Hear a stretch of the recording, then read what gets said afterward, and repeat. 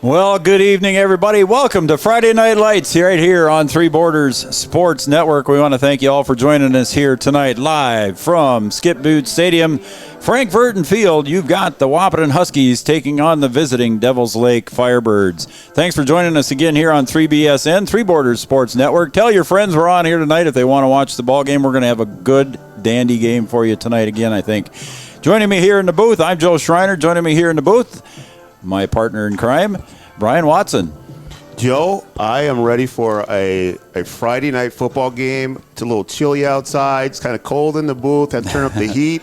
We did, didn't we? Should be a good football game against two teams that are kind of battling for the same position in the conference and trying to work their way into the playoffs. Both Devils Lake and the Wahpeton Huskies. Yeah, we'll talk about that here in a minute here in our Wahpeton Daily News pregame show, bringing you news and sports stories to the area, the Wahpeton Daily News. They're our pregame show sponsor. We want to thank them for doing that. Yeah, it's a chilly 39 degrees here, Brian. Feels like 37. The wind has died down. Right now it's currently out of the west at 3 miles an hour, so it's to our back. So at least we're not facing the wind and coming into the press box here. But it's a beautiful fall evening for football. Football weather, if you want to call it that. You know, you like it nice and cool or whatever. You'll get warmed up down there on the field, get the adrenaline going, get the blood going through the veins, and these guys should be ready to play. They're playing for something. Both trying to move up in the standings, work their way in the playoffs. Both teams have had some tough luck, had to play some tough teams that are at the top of the conference, and looking for a good one tonight. So both teams coming in here at 1-2 in the East Class AA division. Overall record, Devils Lake is 2-5 with a couple of wins over Watford City and Valley City. Valley City being a common opponent, Brian, but they only beat Valley City 6-0. Yeah, I mean, both teams, played well against Valley. Both got wins against Valley. Only 6 points for Devils Lake in that game. We'll see how they do as far as putting points on the board. They haven't put a lot of points on the board this season, and there's been times where Wahpeton's also kind of struggled a little bit too, as well, to put points on the board. But we'll see how they come at Wahpeton.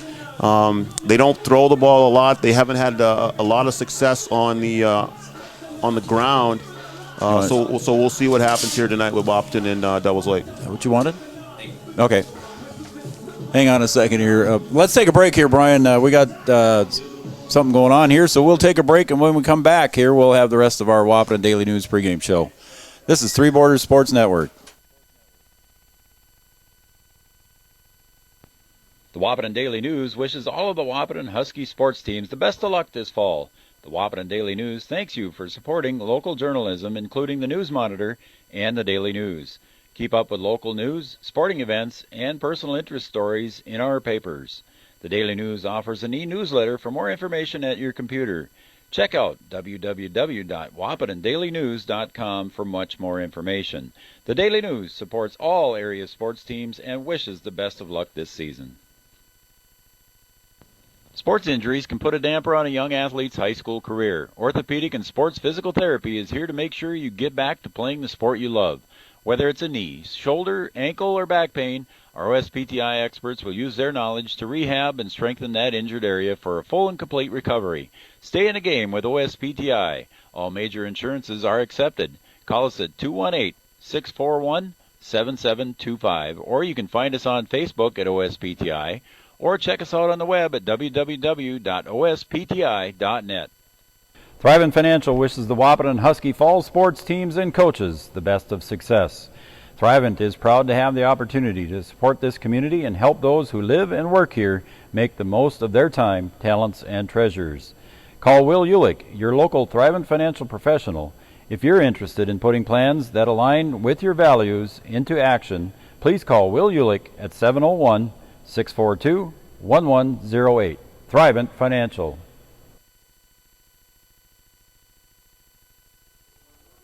Welcome back to Three Borders Sports Network. Joe Schreiner alongside Brian Watson here. We've got the Huskies and the Firebirds coming up here in just a few minutes. Welcome back to our Wahpeton Daily News pregame show, bringing you news and sports stories to the area of the Wahpeton Daily News. Again, we've got the Huskies and Firebirds here, both teams coming in at 1-2, and we had a visitor come into the booth that asked us to do something, so we had to take that break there on you quick there. Sorry about that, fans, and sorry about that, Brian. It kind of caught you in a position there too as well, so hopefully we recovered from that.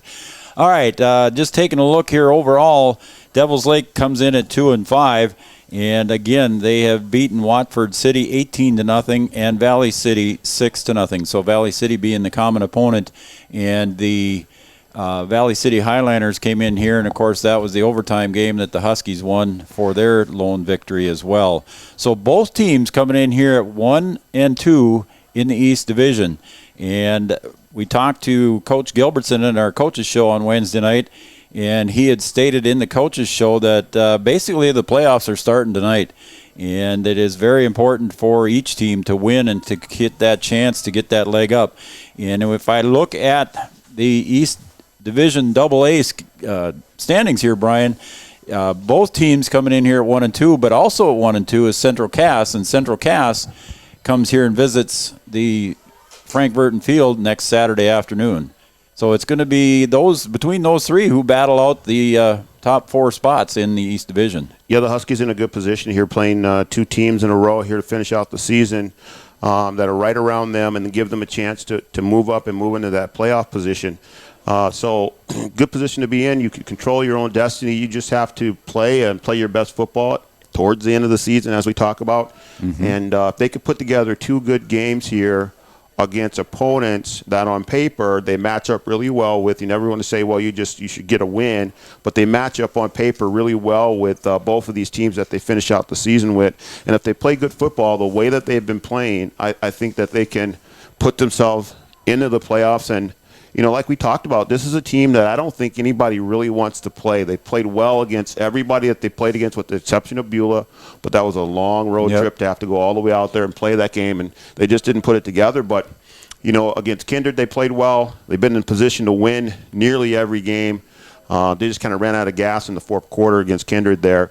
But this is a team that can put themselves in a good position and could be dangerous come playoff time. You've got both Hillsborough Central Valley and Kindred High School, both at the top. Both are undefeated. I think Kindred had to skip a game due to some COVID quarantine situations, so they've only got 2 wins in the division.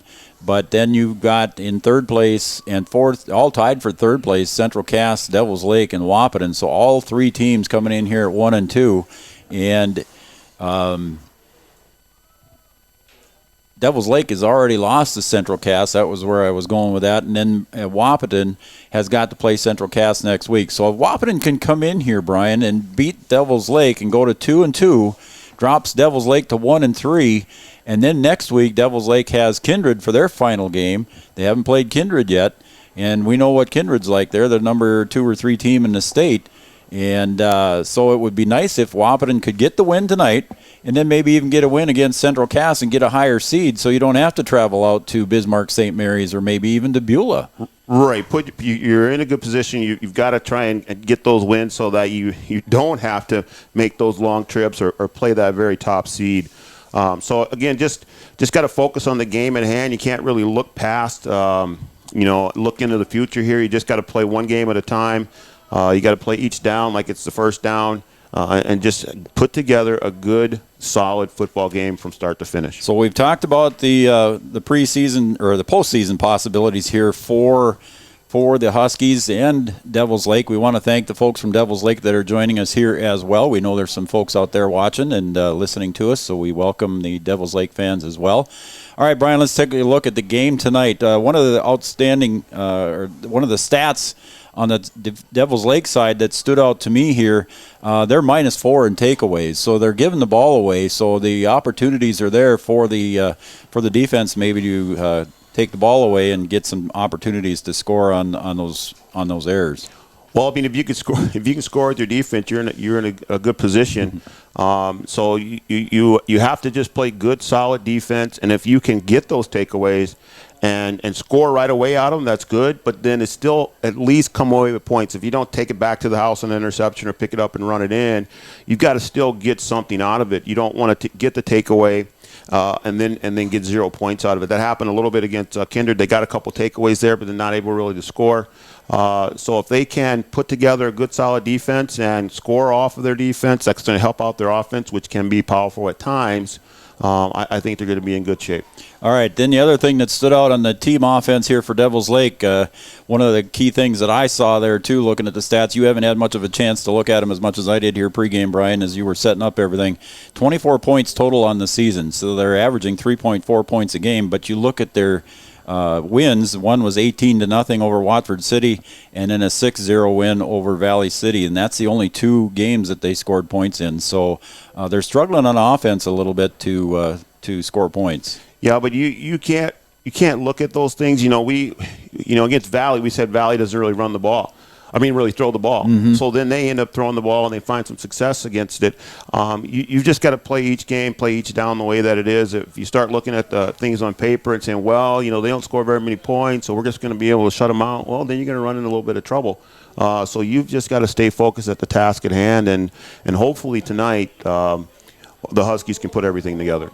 All right, we'll keep it here. We're going to go through the OSPTI injury report. For all your sports-related injuries, contact OSPTI, the leaders in sports-related injuries here in the Twin Towns. So OSPTI, our injury report sponsor. For all your sports-related injuries, contact OSPTI. Talking to Coach Gilby on the field before the game, Brian, everybody's in pretty good health. Everybody's dressed and ready to go. And the Huskies are looking good coming into tonight. Just a few dings and dents here as we get into the 6th game of the season. So for the Huskies. So we're going to honor our nation right now here on the Wahpeton Daily News pregame show. We will pause here while PA announcer Noel Eckroth leads us in the national anthem as we honor America.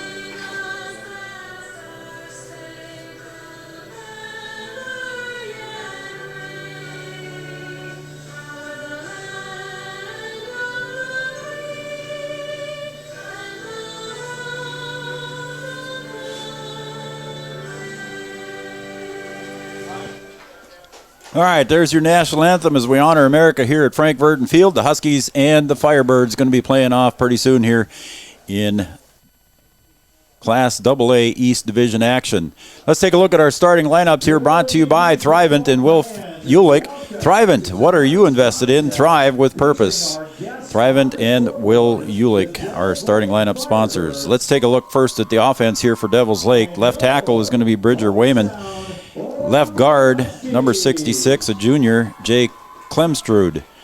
At center, number 63, Tyrese Leaf. At right guard, number 75, Simon Beach. He's a sophomore. Simon Beach, actually, Brian, has got some relations in the area, and Alex Beach is his uncle, and Grandma and Grandpa are Steve and Becky down in Fairmont. So some of the Beach family here tonight. Well, family affair. Yeah, and I know they're listening up in Devils Lake area, so wishing Simon well in a game. Right tackle, James Tice, a senior. He's wears number 65. Tight end is going to be Sam Inget. He is a sophomore. Wide receiver, Aiden Bryce Volk. He's a sophomore.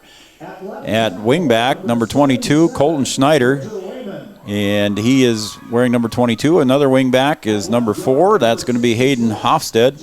He's a junior. Tailback, Zach Lang. He's a senior. And a quarterback for the Firebirds, Caleb Schneider. He's a 5'9", 128-pound junior. He's averaging about 27 yards a game passing. He's 15 of 50 on the season. Their leading rusher is Colton Schneider. He has rushed so far 109 times for 452 yards, 4.1 average. Hayden Hofstad is averaging 4.9 yards per carry. So there's your starting lineup for the Devils Lake Firebirds, brought to you by Thrivent. You know, the thing we have to keep in mind here, Joe, that the Firebirds are in the same position as the Huskies. Yep. So everything that we're saying about the Huskies, of how they control their own destiny, in a position to move up in the playoffs, things like that, the Firebirds are looking at exactly the same things. Absolutely. You know, they're thinking, hey, this is a game that we can win. We feel like we've played well against the same teams that they've beaten. We're going to try and go on the road and pick one up and move ourselves up in the playoffs as well. Yes, sir. All right, the Thrivent starting lineups for the Wahpeton Huskies goes as follow. On the offensive side, Blake Schaefer starts at quarterback. He's a junior, 5'11", 162 pounds. Bo Arnstein, one of the running backs, 6'1", 150 pounds. Caden Kappas, he's 5'10", 150 pounds, one of the wide receivers. Another wide receiver, Trayton Links, 6'1", 155 pounds. Wide receiver Dez, we call him Dez. His real name is Dez Munzero, and he is 5'9", 145 pounds. We'll refer to him as Dez the rest of the evening. Tight end, 5'11", 160-pound Colin Samuels, wears number 2. The offensive line, the workhorses, number 72, 6'1", 210, Chase Wickren. One of the tackles, another tackle, number 71, 6 foot, 195-pound Josh Byer. At one guard position, 5'11", 206, Landon Scharfenkamp. He came back after injuries. He's a junior. At guard, Riley Timian. He's a 5'11", 190-pound sophomore. And Logan Jerdevig, a junior at 6'3", 220, wears number 60. Schaefer, a junior.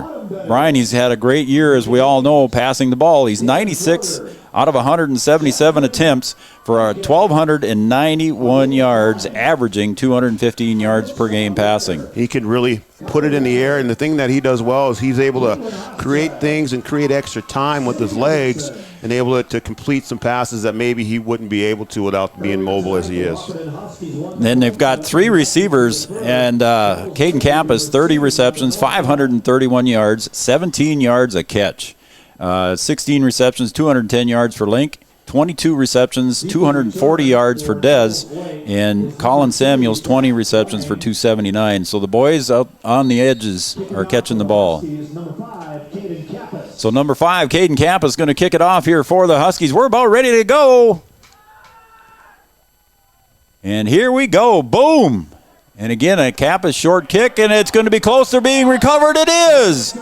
The Huskies recover on that onside attempt right away, just inside the 45-yard line of the Devils Lake Firebirds. I think they were prepared for it. The ball just took a funny bounce, Brian. Yeah, that's one that I think Devils Lake was probably ready for. Huskies doing a good job of doing what we said, trying to get those takeaways, and they take it away on the very first play. So there you go, the Huskies with the first possession here, and they get the ball to start the second half too. So they're going to get the ball to start both halves here, as the clock has just ticked by 1 second on the Farmers Union Insurance scoreboard.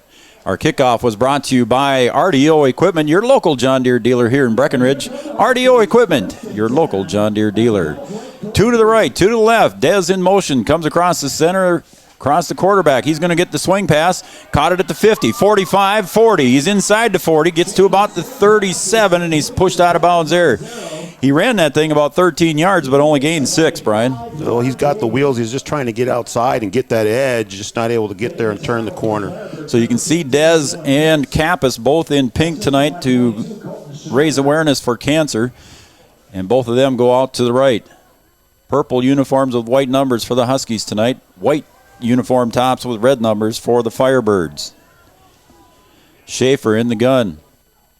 Sparks signals, and then he's going to get another swing pass out to Dez. Caught at the 40 to 35. 30, and Dez gets around and gets inside to 25 to near the 20-yard line. I think he's going to be marked down at the 21. Nice swing pass there again from Schaefer to Dez. 2 catches in a row for Dez. 1 first down. Well, if it works the first time, you're going to go to it again. And Dez able to pick up more positive yards and gets the first down. So the Huskies take over on the 43, and they've already marched it down to the 21. Kappas and Dez to the right. Link to the left. Samuels in the slot position. Schaefer's going to roll left, looking left. Gets it running on the feet. Little toss, and it's caught there by Samuels just inside the 5-yard line. He's tackled at the 4. It's going to be first and goal for the Huskies. There they go, going into the air, and Schaefer using his legs to create a little bit more time and able to find the receiver there. Colin Samuels picks up the reception, and it's going to be first and goal here for the Huskies. First and goal for the Huskies at the 3-yard line. 11:13 to go here in the first quarter, so we're not even a minute into it here, and the Huskies already threatening to score. 2 to the right, Link to the left. Schaefer in the pistol. Arnstein behind him. Dez in motion, comes across. High snap. Schaefer's got a roll. Gets rid of it, and it's bobbled around. It's picked off. 63 is Tyrese Leaf, and he's going to take off on the interception. Schaefer was starting to go down. He tried to get the ball, forced the ball into a situation he shouldn't have. It was tipped, and Tyrese Leaf picks it off. Yeah, that's a tough one there. I think if Blake had to do that one over, you just go ahead and take the sack. You don't want to turn the ball over down there again. Like we talked about, you get the takeaway early, and then you've got to make sure that you get something out of it, and the Huskies don't get anything out of that turnover. So a turnover by the Huskies results in no points, and the Firebirds take over at their own 31-yard line on the far hash. 10:48 to go here on the Farmers Union scoreboard. No score. In the gun, Schneider hands it off. Moving forward for about a gain of 3. And I believe that was Lang on the carry. It was Zach Lang, the senior, 5'10", 160-pound tailback. Second down and 8 for the Firebirds. Say 2nd and 8 as the Firebirds come to the line. Strong formation to the right. Schneider, and we got a whistle before the play started, so it's probably an offensive. We'll see what happens. Dead ball foul. Offsides against the defense. So the Huskies jumped on that one, Brian, and it's going to be an additional 5 yards for the Firebirds. Yeah, you can't give them extra yards without snapping the ball here. Ball placed at the 39-yard line. Now it's going to bring up 2nd and 2. Scoreboard says 2nd and 3, but I'm going to call 2nd and 2. It's a long 2. Takes a snap, hands it off, and I couldn't see the number there, but it was a stop, and it's going to be 3rd down. It's going to be short of the 40-yard line, and the Firebirds need to get to the 41. So I got to see the other running backs here for the Firebirds. So it's just short of the 40-yard line, so a long 1 yard. It's less than 2 yards for the Firebirds. Caleb Schneider at quarterback in the pistol formation. Takes a snap, hands it off to the up back, and just gets across the 41. I think that's going to be close, Brian. It's going to be either 4th and short. It looks like he's coming in just a little bit short to mark the ball. Let's see where they put it. And I don't know if they made it. They might have to measure. Nope, the white hat's saying it's a 1st down. And I think Coach Gilbertson's going to ask for a measurement. 19 seconds on the play clock, and they do say take a timeout. The white hat said it was a 1st down, but I think Coach Gilby decided he wanted a measurement on that one, Brian. Yeah, they're going to bring it out. Let's see. It's going to be close. Going to depend on how the spot was. As we're waiting for this measurement here, we've got the athletic director of the Huskies, and it's going to be short, I think. It is short. So the white hat signaled 1st down, and it's a good thing Coach Gilbertson asked for the measurement because he was short. So it's going to be 4th and inches. 4th and inches here. You got to be careful with Devils Lake trying to draw them off sides. Got to pay attention and just watch the ball. Watch the ball, yep. We'll fall for the hard count here. And it could be a quarterback sneak as Schneider comes up underneath. I formation right behind him. Colton Schneider in the fullback position. And it is a quarterback sneak and gets pushed around, but I'm sure he got the first down by a yard. So it's they just first moved down the for pile the there. Firebirds. Yep. As I was saying, we're going to have athletic director of the Wahpeton Huskies, Mike McCall, joining us between the first and second quarters here. He's going to talk about the yellow code situation here in Richland County and the increasing COVID situation. So he's going to come up and talk to us about fan attendance. So if you want to make sure you tell your friends and neighbors what's going to happen here in Wahpeton in the area, including the football game next week and the girls volleyball game, and maybe even for this winter. Yeah, it could be interesting come this winter. Snyder rolls to his right and almost chased out of the pocket and was chased out of the pocket, but he throws it way out of bounds. Chasing him out of bounds over there for the Huskies was Nathan Worrell. So it'll be 2nd and 10. Worrell giving good chase on that one. Yeah, that going back to that 4th and inches. I could see, I'm sitting right on top of that line there, Brian, and it was very close to me that I was surprised they signaled to White that it was a first down to begin with. Thought they would have measured that right away. 2nd and 10 for the Firebirds, and we've got a pitch out to the other side, and the Huskies get him up there, and they meet him for no gain. It'll be 3rd and 10, and that carry there was by Zach Lang. So it's going to be 3rd and 10. Huskies defense standing tall here. Put yourself in a little better position there. You gave him a 3rd and short, 4th and short, or whatever. Now you got him in 3rd and long. So you got to stand tall here and see if you can get a turnover and down. See if you can get him to punt the ball. Actually, a loss of a foot or two there. The yardstick is just behind the 10-yard marker. 3rd down and 10. So it's 3rd and 10, 7:32 to go here on the Farmers Union Insurance scoreboard. Schneider takes a snap. He's going to drop. He drops the ball, picks it up, though, and he's hit as he throws it, and he does complete it across the middle to the 43-yard line. The pass was completed to, I got to see his number 22. I couldn't read his number there. That's Colton Schneider. Wide open in the middle there. Just a little seam route. Dropping the ball, kind of puts the defense off guard there a little bit too, but wide open, able to pick up the first down there for Devils Lake. So that's going to be 1st and 10 now. Ball at the Husky 43-yard line. Yeah, the ball got dropped there, and the backers kind of came up, and then he's able to slip behind there. There you go. And a handoff here, I believe that's Schneider to Schneider. And he got that forward for a gain of about 10 or 11 yards. That's it looks like a first down, Brian. So Devils Lake moving the ball here. Like I said before the game, you can't look at the stats and say, well, it should go this way or that way, or they're not going to be able to do this or that. They're here to play football. Right now, they're doing a good job of moving the ball down the field. And again, they're going to take a look at this one. And we got a timeout on the field, and it looks like they might bring out the chains again. So on second time on this drive, they're going to bring the chains out. This time it is to see if it's a first down for Devils Lake. Again, Athletic Director Mike McCall will be joining us here to talk about fan attendance. It is a first down for the Firebirds. So it's a Firebirds first down here as we move on in the first quarter here. Mike McCall will be joining us here between the first and second period to talk about fan attendance during the COVID issues that are going on within the state of North Dakota. And it might also include what's going on this winter at basketball games and for boys and girls and wrestling and everything else that's going on.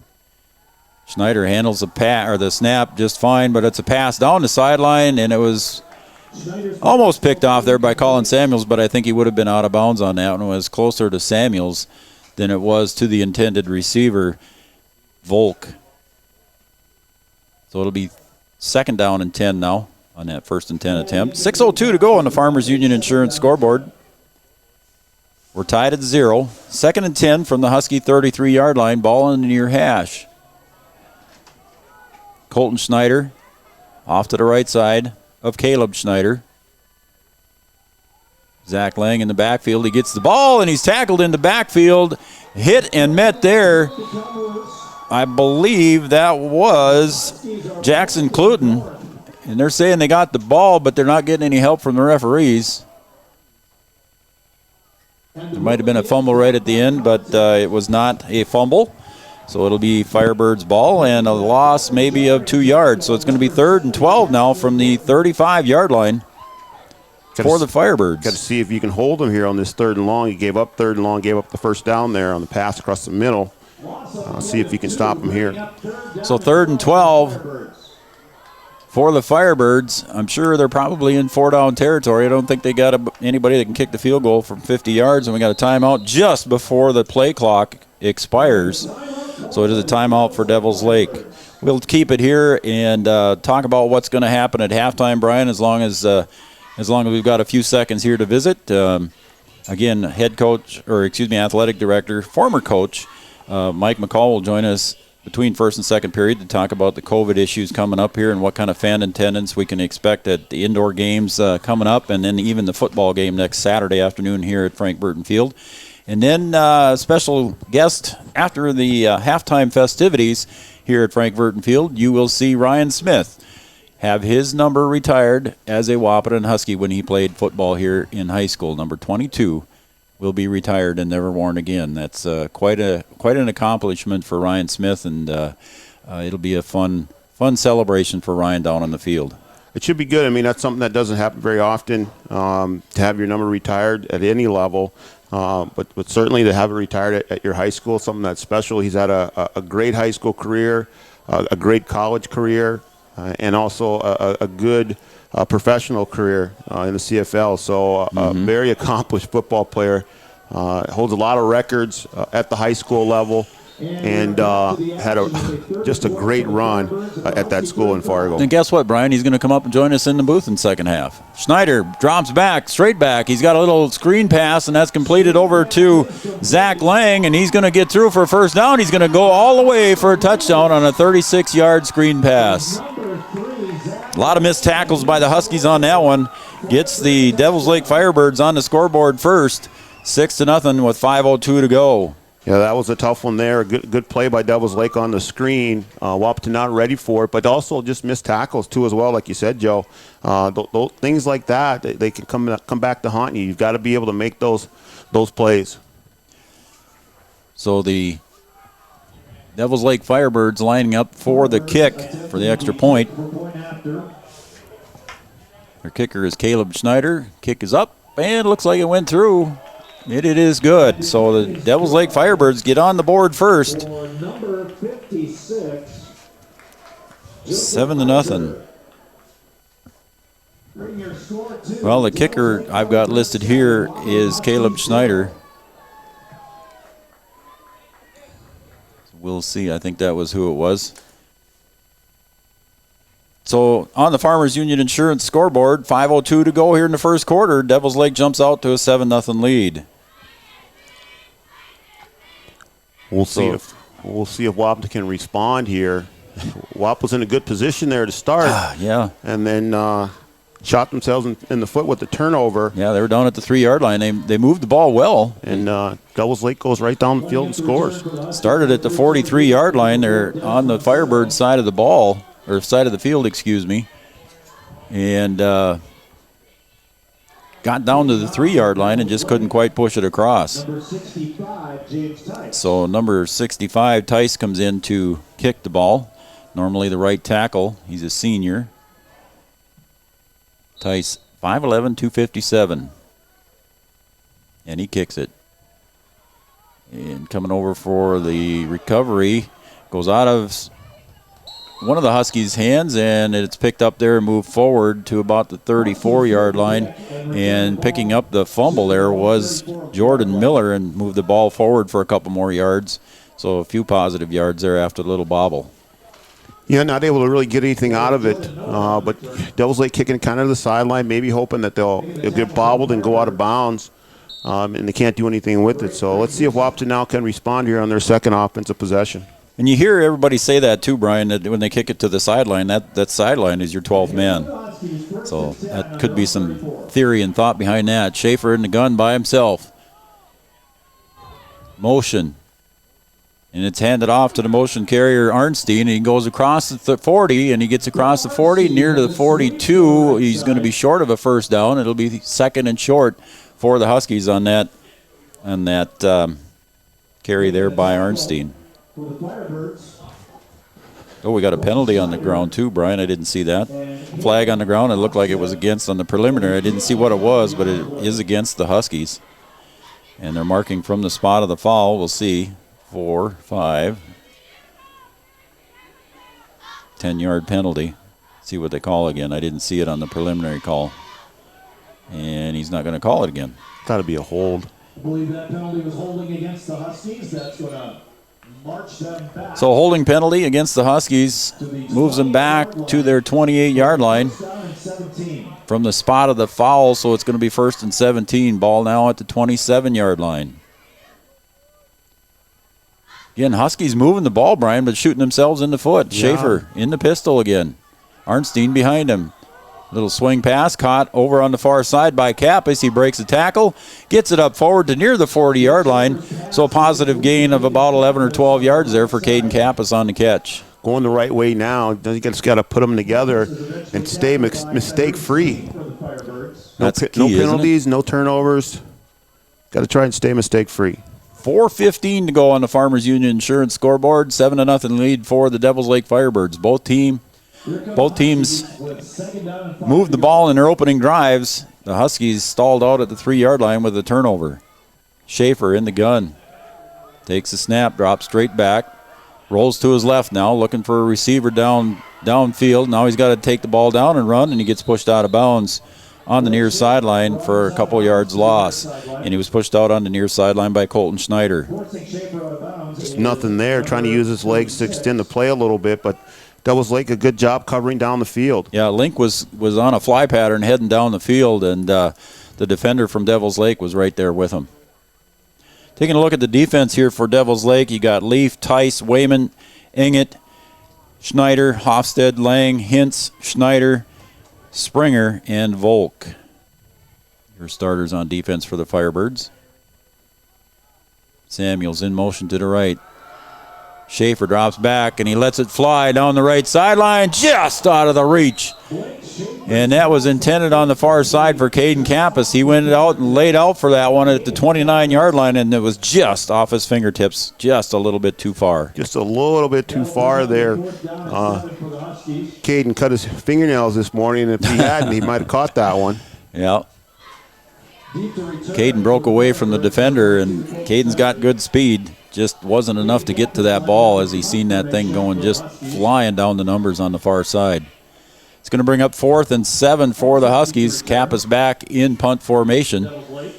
2 receivers to receive the punt, standing at their own 32. Colton Schneider on the near side. Oh, and a high snap goes over Kappas's head. Picks it up at the 10. He's going to look to throw, and he gets it downfield, and it's caught by Dez, and he gets the first down. Oh, my goodness, a bobbled snap. In fact, it wasn't a bobbled snap. Excuse me, it was snap over the head of Kappas. Scrambles to his right, threw the ball downfield. Dez makes the reception for the first down. What a play. Joe, that's just a heads-up play by a young football player, the sophomore, putting it together there on the bad snap, able to make something good out of nothing. A great pass and then a great reception there by Dez to pick up the first down. So the Huskies continue this drive on an odd play. Last week against Kindred, they also had a bad snap, and it resulted in just the opposite for the Huskies. Against Kindred, you don't want to do that. Schaefer pitches it this time to Arnstein. He's going to weave his way back and forth, gets close to the 50, but not quite there, maybe a gain of 1. So Arnstein carries it forward with 3:20 to go here on the Farmers Union Insurance scoreboard. 7-0 lead for Devils Lake. The ball is placed at the 48-yard line, so a very short gain for Bo. You just need some plays like that every once in a while, something that looks like it's just going to be a disaster. and it turns out to be pretty good. But you got to capitalize on it, though. The Huskies sideline was pretty excited on that one. 2 to the right, 2 to the left. Schaefer in the pistol. Arnstein behind him. There goes Dez in motion to the right. Little swing pass to Dez. He picks it up at the 44, and he is met there by a host of Devils Lake Firebirds at the 45. It's a loss of about 3 or 4. It'll bring up third down for the Huskies. Devils Lake doing a good job of covering there. That pass there behind the line, those can be dangerous sometimes. You drop those and you think it's an incomplete pass, but because it's thrown backwards, it's actually a fumble. So got to be careful with those. Yep. We've seen a few turnovers in those situations. 2:22 to go here in the first. Schaefer in the pistol. 2 to the left, 1 to the right. Samuels in the slot position. Schaefer takes the snap, drops back, looks to his left. Coming in is Link across the 50. The 45 almost broke it. He's going to be close to a first down right here in front of me at the 42-yard line. We'll see where they mark it. It is going to be close. Let's see if they measure or they say it's good. It's going to be close. It'll bring third and short if it isn't a first down. We'll see where they mark it. See if Coach Gilbertson wants a measurement. Nope, they're going to say it's a first down and move the chains. We'll see if Devils Lake calls a timeout to measure. Yeah, I'm surprised they didn't. Over across the other sideline there, Coach Lambrecht in his first year there, he was eyeballing it too, but maybe it was close enough to call it a first down. So Huskies 1st and 10 from their Firebirds 41. Schaefer is under pressure, and we got a sack in the backfield. And I believe, I can't see the number here, 66, 65. James Tice. James Tice with 6.5 tackles for a loss here so far on the season. Just put 7 on the board for himself, 7.5, I should say. Tice coming in at 5'11", 257. Schaefer's got 2 to the right, 2 to the left, second down and long. Again, pressure. Schaefer does well to get rid of the ball, puts it out of bounds, and brings up third down before he got sacked. So the Devils Lake Firebirds defensive line, Brian, putting a lot of pressure on here with under a minute to go in the first quarter. Doing exactly what they need to do. You got to keep the pressure on, and the Devils Lake defense is getting the job done right now. So that's going to bring up third and about 20 for the Huskies here. Ball right at almost, they called intentional grounding. I didn't see the flag. So they must have threw it late, yeah. So they threw the flag late after a conversation, so it's going to be, I believe it's a loss of down too.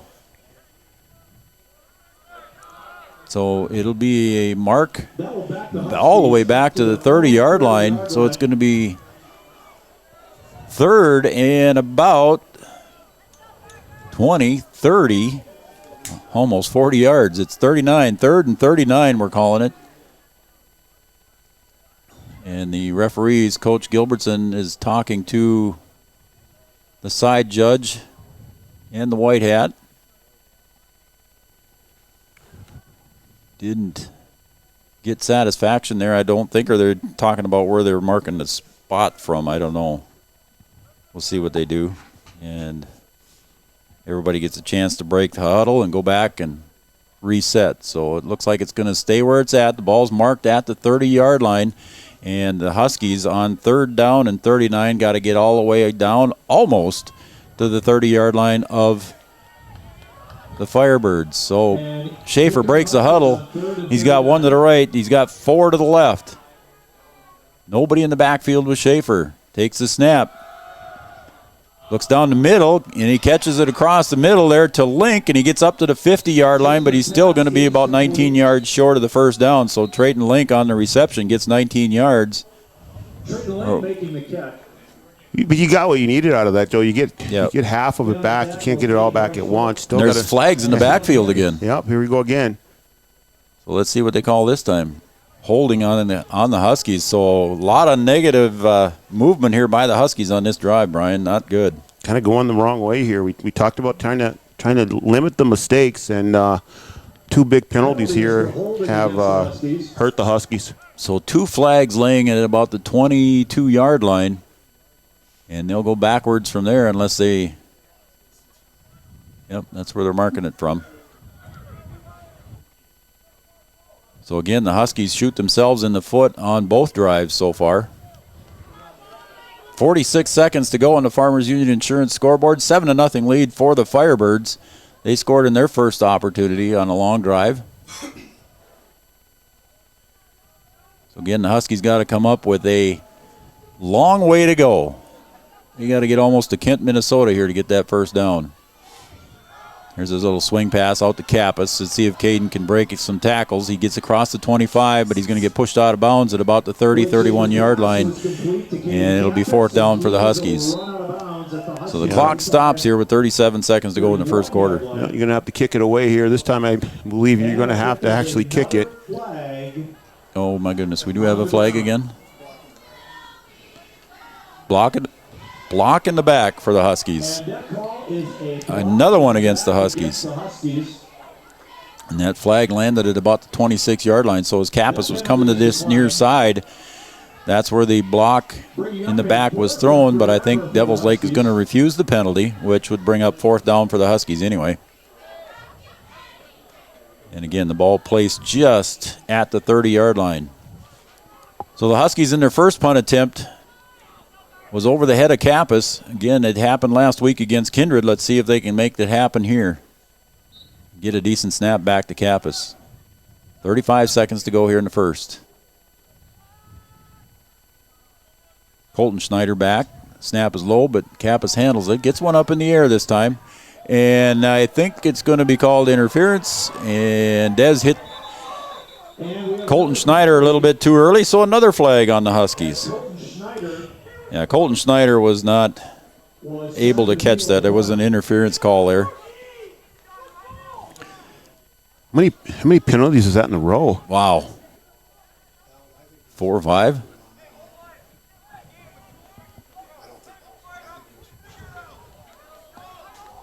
So there was some discussion there that they might have pushed him into the receiver, but they threw the flag. Let's see what happens here.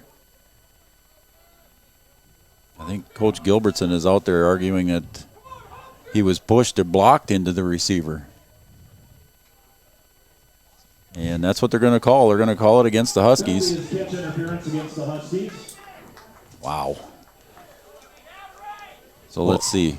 We talked about trying to be mistake-free, and right now the Huskies are having a problem with it. 20 seconds to go here in the first quarter. 7-0 lead for the Firebirds on your Farmers Union Insurance scoreboard. That puts the ball at the Husky 41-yard line. So Huskies defense got to get fired up here, Brian, and stop some movement. You're going to have to, get your mind right and start playing good football, good clean football. Lang gets the pitch. He's going to his left. Nice arm tackle there by Dez. He came back after that penalty was called on him. Made a nice defensive play with a shoestring tackle on the outside on Lang. Stops him for no loss. Puts the ball right in the middle of the field at the 42-yard line. Maybe a loss of 1 yard, and that ends the first quarter right here on Three Borders Sports Network.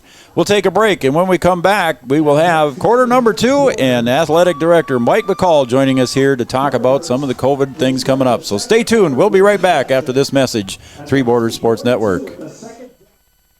Expert service for season-long performance. RDO does that in Breckenridge. Leaf and snow removal seasons challenge your equipment. Make sure it's prepared for the tasks ahead. At RDO, we'll perform all regularly scheduled maintenance and switch out attachments, so your John Deere and other brands will run at peak performance all season long. We'll even pick up and deliver your equipment. Talk about easy. Call 218-643-2601 to schedule service at RDO in Breckenridge.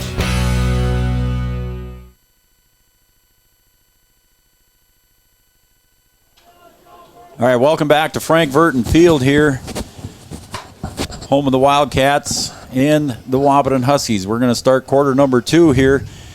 And on the Farmers Union Insurance scoreboard, the Devils Lake Firebirds lead the Wahpeton Huskies 7-0. And we've got some conversations going on, and I believe, was there a penalty at half or in between quarters? There was a flag, and I think it's going to be against the Huskies. Oh, boy. Okay, so we'll clear that up. There is a dead ball foul, unsportsmanlike conduct against the Huskies. Okay, we're joined in the booth here by Athletic Director Mike McCall. Thanks for joining us here tonight, Mike. And we're here not only to talk a little bit of football here with you, but we're also going to talk some Husky COVID regulations. Again, unsportsmanlike conduct here in between the quarter. So the Huskies, another penalty, Brian, as the Huskies going backwards here with the ball. More penalties than I've ever seen in a row here. Unbelievable.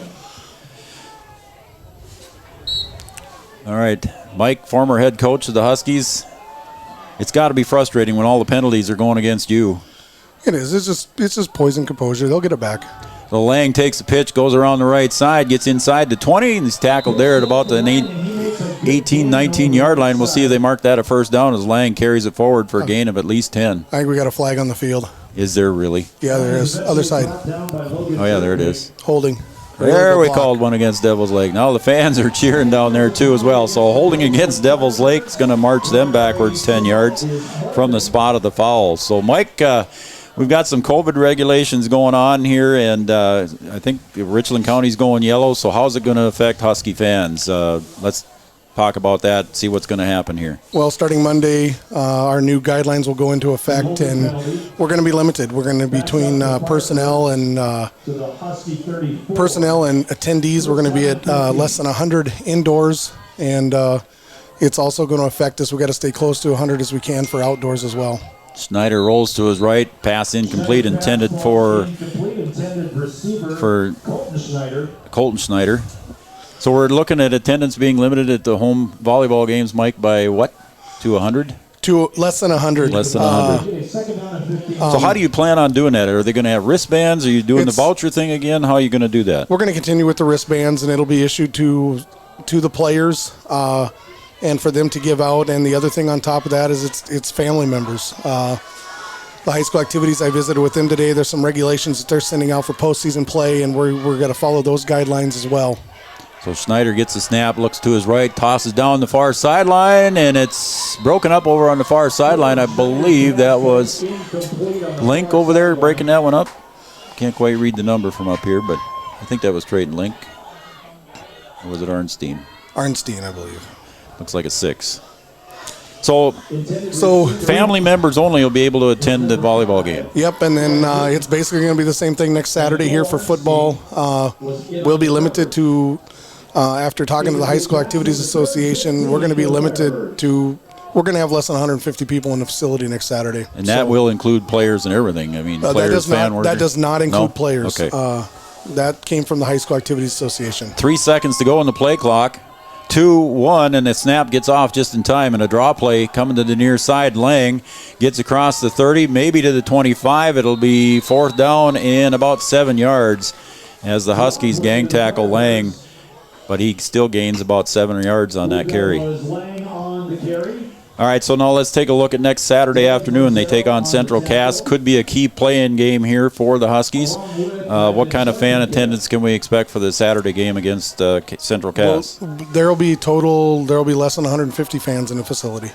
In the outdoor facility, yes. Even less than 150 people. So have you decided well, let's get this 4th down call first. It's going to be 4th and about 8. Schneider's got trips to the left. He's in the pistol formation. We got a whistle, and there's a movement on the line. A flag down there. I see a flag. Offsides on the defense.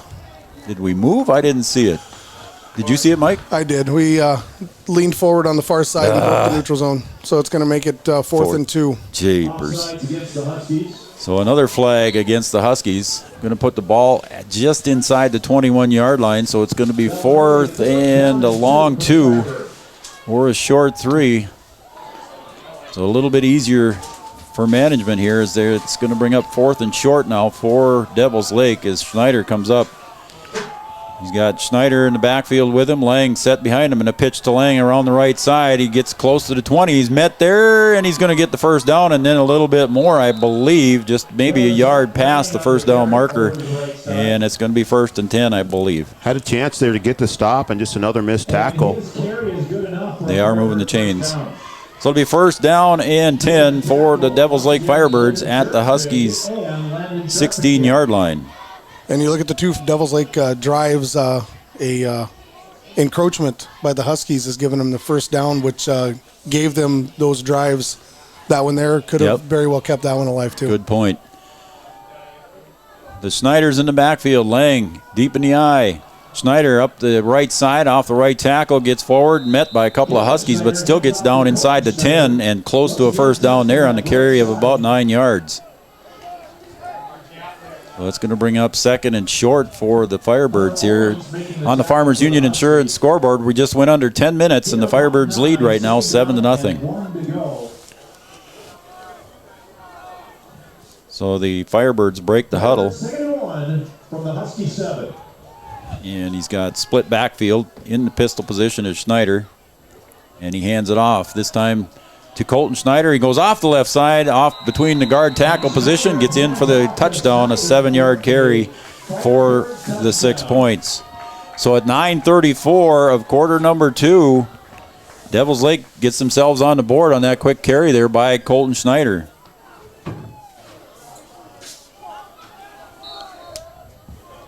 About a 7-yard carry for Schneider. And we got a timeout. And we do. So we got a timeout here for Devils Lake. They want to talk about the extra point. So again, Mike, let's just recap here again. We've kind of got a few minutes here while we do a timeout.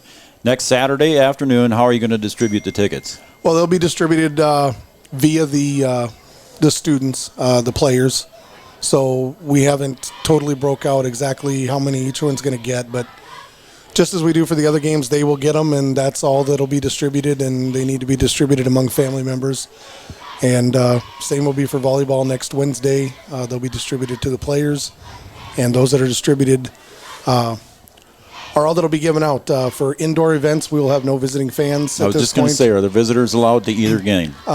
Then Saturday, we worked it out with Central Cass. We're giving them 30 vouchers, so they'll have up to 30 people here. So, but no visitors at the volleyball game. No visitors at the volleyball game. So And the Firebirds will be attempting that's where we're at right now. And it, like I said, I sent a release out today. The extra point is good by Heiser on the kick. So go ahead, Mike. I Sorry. sent a release out today to both KBMW and the Daily News. So you can be looking for that. We'll also Monday probably send a blast out via Power School or something, an alert, just so everybody sees what it is. Basically non-ticketed events such as lower level junior high football, things like that. We're requesting no more than 2 people per player. Sure. And when your team is done, if you could leave the facility, to balance out, especially for those lower level games. So 7th grade game, when the 7th grade game's done, if you could leave, it just helps with the numbers in the facility. So yeah, like at a C squad volleyball game, if those parents could leave, that would help facilitate more parents and whatever for the varsity well, games. And we actually, for that's a ticketed event. So oh sure, yeah, it would be. That would be just X amount. Yep. Tori Ulick gets the catch at about the 18-yard line, gets up the middle, goes up the middle, gets about to the 39-yard line. And so a good return there by Tori Ulick on that return right up the middle. So 9:28 to go here on the Farmers Union Insurance scoreboard. 14-0 lead for the Firebirds as the Huskies now take over on offense, trying to generate some positive yards here. So the Huskies just got to keep their mind in the game here, Mike, and just keep moving the ball. Well, like I said, we've been moving when we get the ball. We're moving the ball. We're just going the wrong direction with penalties and mistakes that are, and some of them are away from the ball. I mean, so 3 receivers to the left, 1 to the right. Schaefer gets the snap, drops back 3 steps, looks down the right sideline, aiming for Kappas, and Kappas makes the catch. Beautiful catch over on the near sideline by Caden Kappas at the 31-yard line, a gain of about 25 yards. Nice catch there for Caden Kappas on the sideline. You just wondered how long it was going to take for them to find Caden streaking down the sideline. Schaefer showing off that arm a little bit there, and Caden showing off the speed. He's got a nose for the ball, that kid does. Oh, and he does. And you remember that last drive, Blake had a tremendous ball. It was just about a foot too far to cap us down the sideline. Yep. All right, Kappas and Dez to the right. Link to the left. Schaefer gets the snap, drops back, looks to his left. He's aiming for the flat, and pass intended over on that side for Samuels, but the defender, Schneider, hit Samuels before he could get the ball, and there was no call over there, so it was close. Kind of a bang-bang play there. It did look a little bit early, but the officials let him play on.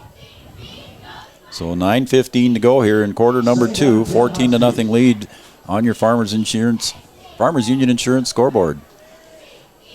Schaefer brings out 3 receivers to the right, 2 to the right. Dez and Kappa. Samuels in the tight end position.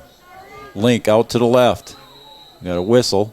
Timeout for Wahpeton. And we have a timeout called by the Wahpeton Huskies. So we'll keep it here one more time, Brian. And we'll visit some more with Athletic Director Mike McCall. Again, kind of going over the COVID regulations that are coming up. Richland County is going yellow. I think we turned yellow today, didn't we? Turned yellow today. Yep. We had talked to the High School Activities Association just because of all the events we had scheduled already for tonight and everything out. And in talking to County Health and from the state, the High School Activities Association still does have some overseeing as far as the activities portion. And so, we got some guidelines from them today, what's going to happen with playoffs and postseason and for the fall sports. So, we're trying to follow similar with what we're doing for the rest of the football season here and volleyball season. And what do you think is going to happen this winter? I know you don't have a crystal ball, but I have no idea. I mean, if it continues, if we're yellow and continues, it's going to be a lot of the same similar stuff. I mean, we're going to be limited fans. We're going to be, and there's going to be people that aren't happy about it. But I think everybody needs to remember and understand the most important thing about us is the kids are still playing, and this is what it's about, and this is who it's for. Absolutely. 2nd and 10 now for the Huskies. Ball at their own 31, at the Firebirds 31. Schaefer goes across the middle. Intended, I believe, for Lincoln. It just goes out of his reach, and it falls incomplete. So it brings up 3rd down and 10. Huskies probably in 4-down territory here. Oh, I think so. It was a nice route. Just a little ball just sailed a little bit and was just a little bit out of his reach. Yeah, Blake looked like he might have sidearmed that one a little bit there, trying to get the ball across the middle of the field. So 3rd and 10 for the Huskies as they came to the line here on the near side. Kappas split out wide. Dez on the other side. Link on the left side. Schaefer snap. Drops back. Pressure. Looks for Dez on the far side, and it's a catch. Dez carries the defender into the end zone. Touchdown, Huskies. Nice backdrop there by Schaefer, Brian, and Dez caught it at about the 5-yard line and took it in. Just a good route there by Dez, able to get out there and make a great grab. Defender kind of draped over him a little bit, but he's able to bring it in for the score. Mike, what'd you see on that one? I saw Schaefer drop a dime right to Dez. It was a pulled dime. It in and fought off the defender to get in the end zone. That was it was a great pitch and catch, and that's what the Huskies needed right now. And you know what? You get the conversion here. Even if we don't get the conversion here, we're back in it. And we're, now we just got to play focused football and just take care of the penalty situation, and we'll be all right. 1 possession game. Huskies going for 2. Schaefer in the pistol, takes the snap, rolls to his right. Now he's going to cut it upfield, and a toss across, and he gets it. Is it complete? Yes, it is complete. As coming across was Dez for the 2-point conversion on the pass. Again, Schaefer did that one with his feet. He did it with his feet, and he had to flip it quick because he was getting hit, and Dez reached out and one hand grabbed it. I mean, that was pulled in with one hand. That was a tremendous catch by Dez. And with 9 minutes to go here, you got a whole new football game now. Yep, 14-8 on the Farmers Union Insurance scoreboard. 9:02 to go. What'd you see, Brian? Just Schaefer making things happen again as he does. He's able to extend plays with his feet and does it again there. And they're creeping their way back in it, starting to play better football now. They just got to clean it up consistently and stop shooting themselves in the foot. Yep, 2 out of 3 drives so far here. The Huskies have moved the ball positively. Unfortunately, it ended up in an interception on a tip pass down at the 3-yard line in their very first drive, and it turned the ball over to Devils Lake, and they went down and scored. But again, positive yards for the Huskies on a couple of drives, with the exception of that one where they had five penalties in a row there, I think. So Kappas is setting up the ball here at the 40-yard line with 9:02 to go on the Farmers Union Insurance scoreboard, 14-8 in favor of Devils Lake. We'll see if Kappas pooches this one or if he goes deep with it. Got Got his team lined up from the 40-yard line. Kappas approaches it. It is a little squib kick. Gets to the 10 yards, and Huskies think they recovered at the 50. They're saying there's a whole team is saying they got it. There's a fight down underneath there for that one, I bet. Devil's Lake's pointing their way. Wahpeton's pointing the other way. And the Huskies get the ball on that little dribble kick there. It was rolling very slow, and who came up with that? Is that Cluden? No. That was DeVries. That's Jacob DeVries, isn't it? 88. Is it 88? Is that Burnt? Yeah, it was. Jacob Burnt. Attaboy. On the kickoff coverage, Jacob Burnt comes up with it. I couldn't read the number very well. These numbers are a lot better than the black on the black there, Coach. And purple when on he the black. first kicked that, I didn't even know it was going to make 10 yards. I didn't either. Really didn't. It was very, very close. And I honestly think their kid might have got it, but we just yanked it away from him and ended up with the ball. So ball's at the 50, right at center field. Now let's see if you can get something out of this turnover. You didn't get anything out of the first one to start the game. Let's see if you can be productive here. Schaefer drops back, looks down, pass intended for Dez again, just out of his reach at the 30-yard line. So pass falls incomplete. Schaefer dropped back just a little bit too high for Dez to handle. Well, he got lit up as he was throwing it. He had to get rid of it quicker than he wanted, and he wasn't able to step into it, which caused the ball to sail a little bit. So that's why it just sailed just a little bit on Dez. So it's going to bring up 2nd and 10 for the Huskies. Ball right at midfield. And it's actually in about the center of the field as well, right between the hash marks. Schaefer, he's got 2 to the left, 2 to the right. Dez in motion to the right. He's looking for Dez on the right side again. He's got to complete the Kappas, though, at the 42-yard line. He gets forward inside the 35, inside the 30, down to about the 28-yard line, 1st and 10 for the Huskies. And there's a flag. Is that going to be a block in the back or holding? I'm going to say block in the back if it's going to be on the Huskies.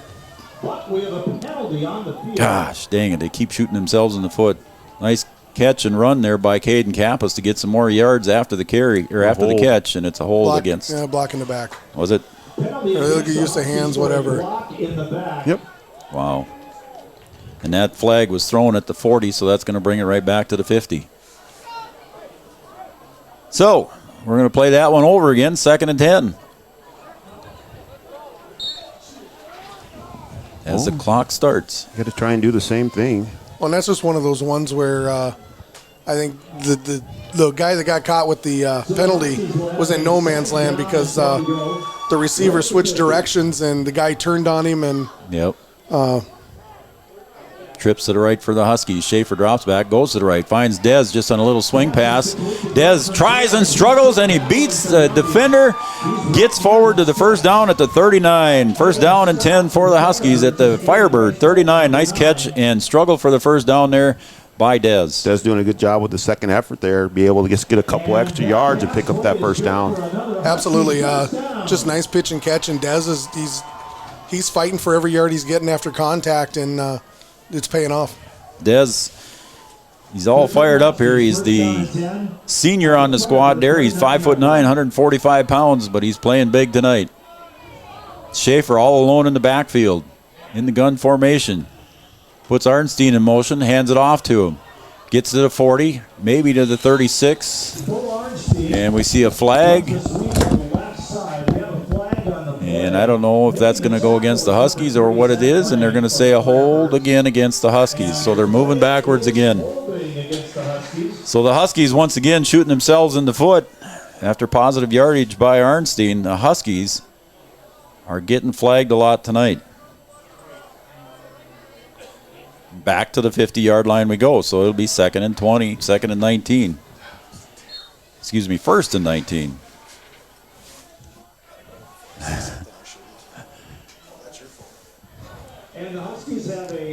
All right, thanks, Mike. Mike's got to go. Thanks, Mike. So that brings up 2nd and 21 for the Huskies. Schaefer looks to the right. Pass intended over on the near side for Samuels. And it was incomplete. So it'll be 2nd down and 21 for the Huskies from their own 50-yard line. Huskies have got to clean it up here. Too many mistakes. Just not good, clean football. When they play the way they can, Yeah. You've seen them move down the field. They missed a couple tackles here and there, but really the mistakes are really killing them. You just got to clean it up right now. 7:15 to go on the Farmers Union Insurance scoreboard. 14-8 is your score. The Firebirds lead the Huskies. And we got another whistle. The guys in stripes are earning their pay tonight, Brian. I think they're. And sometimes, I know you don't always agree with the guys in stripes. Come on now, Joe. The officials are always right. Okay. I learned my lesson. Second, or are they saying it's third down now? It says second. It says third on the scoreboard, but the side marker says second down. So I think that's what the discussion was, second or third down. It is second down. Down marker should be correct. Right there by the side judge. So it's 2nd and 21 for the Huskies. Ball at their own 50 once again. Schaefer takes a snap, look to his right, catches Dez in the flat to cross the 40. Nice move by Dez. He gets to 35 to 30, and he breaks another tackle down inside the 25. And he's tackled at about the 21-yard line and tackled there by the Devils Lake Firebirds. Nice carry for Dez breaking tackles, Brian. Dez doing what he does, getting those yards after the catch, able to break two defenders there to pick up an extra 20 yards or so. So finally some positive yardage here for the Huskies. It brings up 1st and 10 with 6.5 to go in this first half. Once again at halftime, Ryan Smith's number will be retired. We'll carry that live for you here on Three Borders Sports Network, and then he'll be up in the booth with us in the second half. Schaefer trips to the left, drops back, looks to his right, intended for Kappas. Down in the corner, Caden goes up, and a good defense in the corner there by Zach Lang. Breaks up the pass on the corner pattern for Kappas. Lang doing a good job there on the defense. Wow. Really no way of really coming down with that ball in bounds. That had to be almost a perfect pass. As Lang was just draped all over Kappas there. And we've seen Caden Kappas go up and as you called it that one night, Brian, you got mossed. He has the ability to do that, but with Lang playing just excellent defense there. Schaefer, 2 to the left, 2 to the right. Drops back to his left. He's looking for Dez in the corner. Same pattern, same catch, same result. Oh, no, it was not. It was dropped. Dez had it on that same pattern over in that corner over there toward the pylon. And I thought he caught it, and then all of a sudden the ball squirted out of there. So it was an incomplete pass. My fault, folks. It was right in his arms. Close to coming down with it. Just a tough catch to make there. Just not able to get it all the way to the ground. So 3rd and 10 for the Huskies. Ball at the 26-yard line of the Firebirds. Again, 4-down territory here for the Huskies. I'm sorry, folks. I got excited there because I seen that ball go right into the arms of Dez on that same pattern. And it popped out right at the end. There on the crossing pattern, and it was intended for Link, and it drops out of his arms, so it'll be 4th and 10. Yeah, just trying to run a little wide receiver screen where he comes back towards the middle, kind of hooking behind the other receiver over there. A good play design. They're just not able to execute it. So 6 minutes exactly to go here in the first half. 14-8 is your score on the Farmers Union Insurance scoreboard. A good game here from Frank Burton Field. We expected a good football game, Joe. Yes, I mean, we did. It's turning out to be exactly what we thought. Huskies playing a little sloppy, but good football game so far. So the Huskies at the Firebird 21-yard line. 4th and 10. Single receiver to the left. Arnstein in the backfield. Fake handoff to him, a little play action. Schaefer's got to scramble. He gets around and not quite out of the reach, and he's tackled there on the outside by Sam Engett for the loss, and it'll be 1st and 10 for the Firebirds. Yeah, Schaefer not able to get away there. He's had some success at being able to extend the play, but nothing there. Devils Lake doing a great job on defense, getting into the backfield and not letting Schaefer pull off a little magic there. On a 4th and 10, the defenders for Devils Lake, Engett included, just put the ears back and go. Well, now you got to turn up on defense here. You got to play mistake-free football again. See if you can get a 3 and out here and maybe stay on the good side of the field and get a score here before halftime. So the Huskies want to make sure the defense goes to work here. and prevents Devils Lake from going down and getting one more score before the half. There's a handoff and a breakaway. There goes Lang. Lang around the right side, gets to the 50, and he's pushed out of bounds on the far side by Tori Ulick.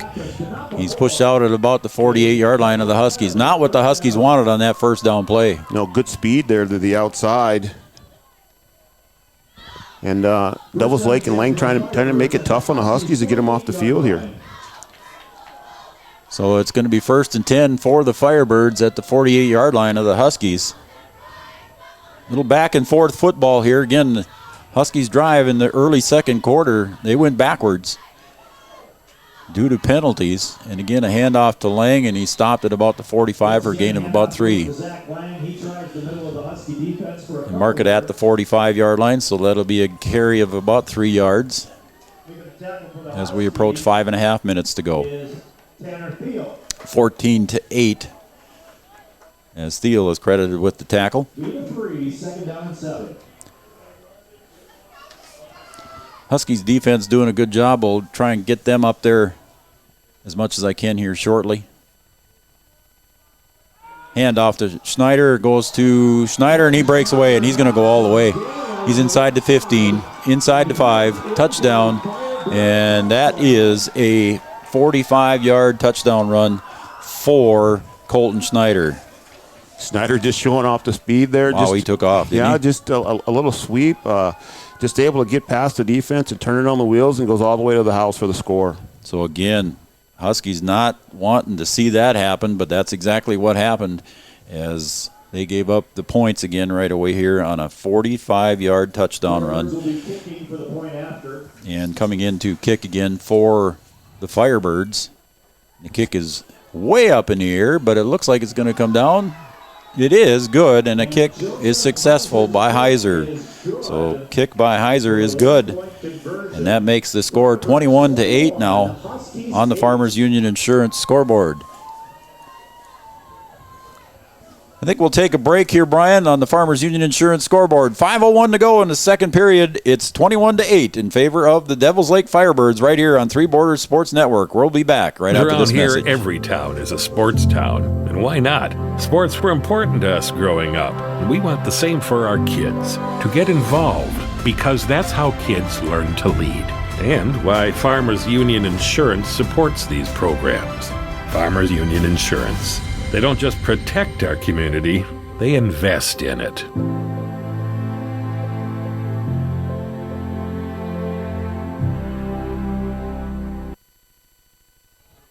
All right, we're back here at Frank Burton Field, 21-8 in favor of the Devils Lake Firebirds, and the kickoff goes, and it's picked up in the middle of the field there by the Huskies, and I believe that is Arnstein, and he gets across the 50, inside the 50, down to about the 46-7-yard line of the Firebirds. So good return, good field position for the Huskies to try and answer that touchdown drive by the Devils Lake Firebirds. Well, you're going to have to get something going here. 4:52 to go in the second quarter.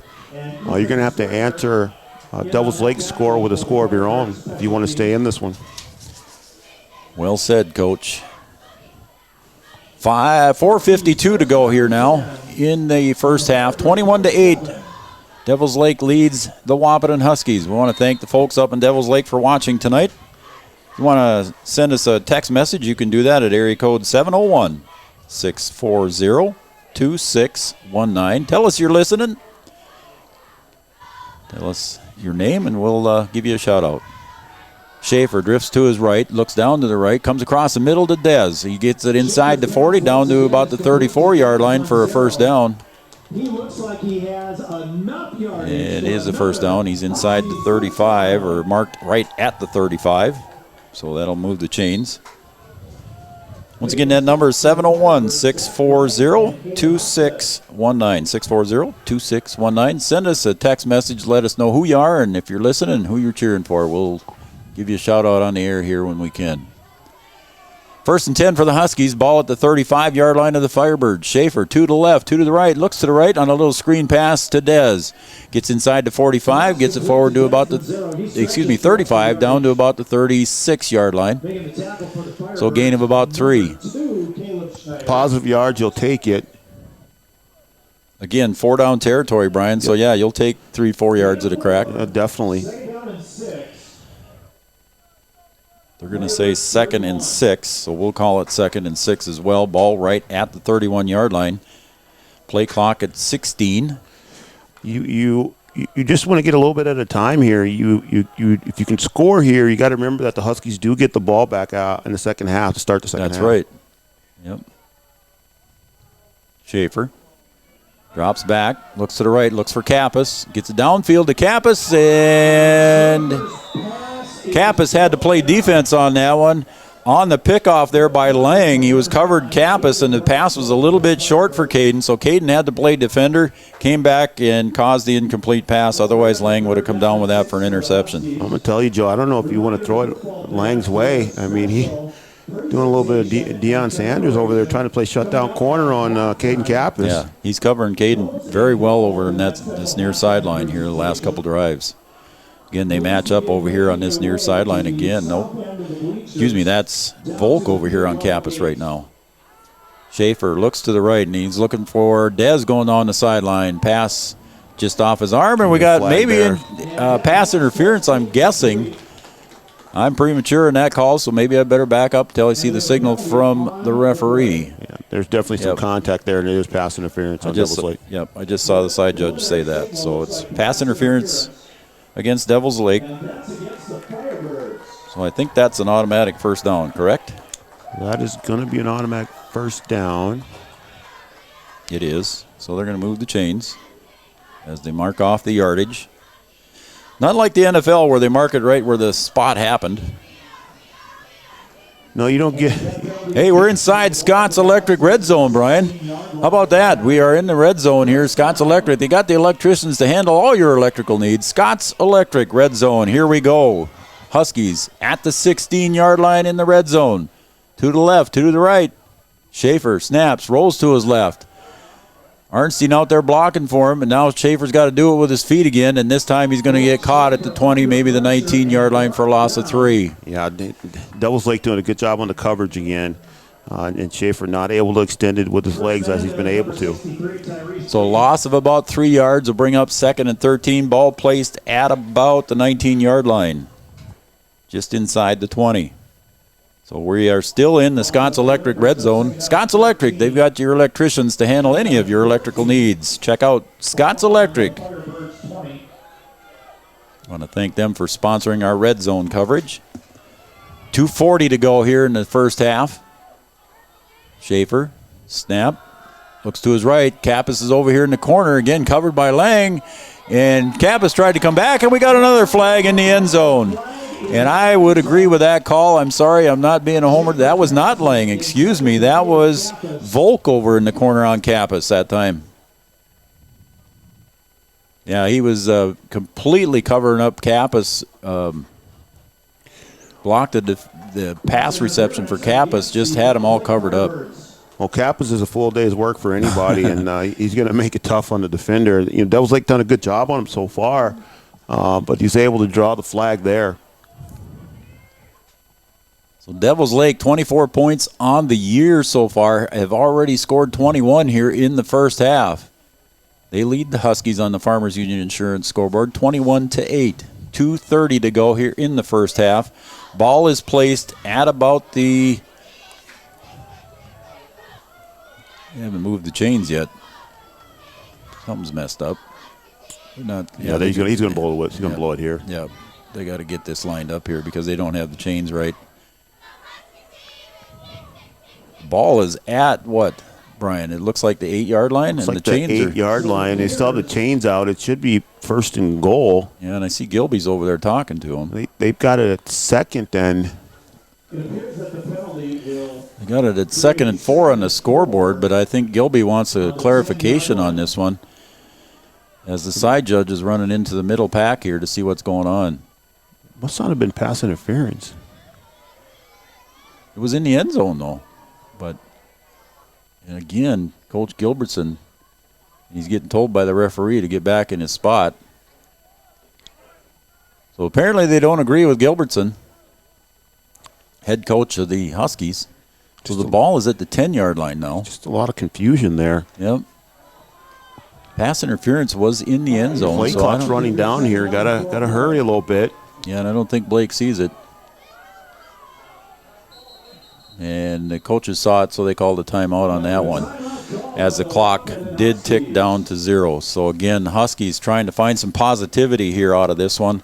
I thought that I'm confused. I guess if head coach Mike McCall was up here, we could have asked him the clarification on that. But yeah, I'm just not sure what the penalty was. I mean, I thought it was pass interference, but maybe it wasn't. It could have been just a hold or something. I mean, I don't know. It's really kind of hard to say. I mean, if it was pass interference, it should have been 15 yards. We'll see if we can get clarification on that one from somebody sometime here in the near future. But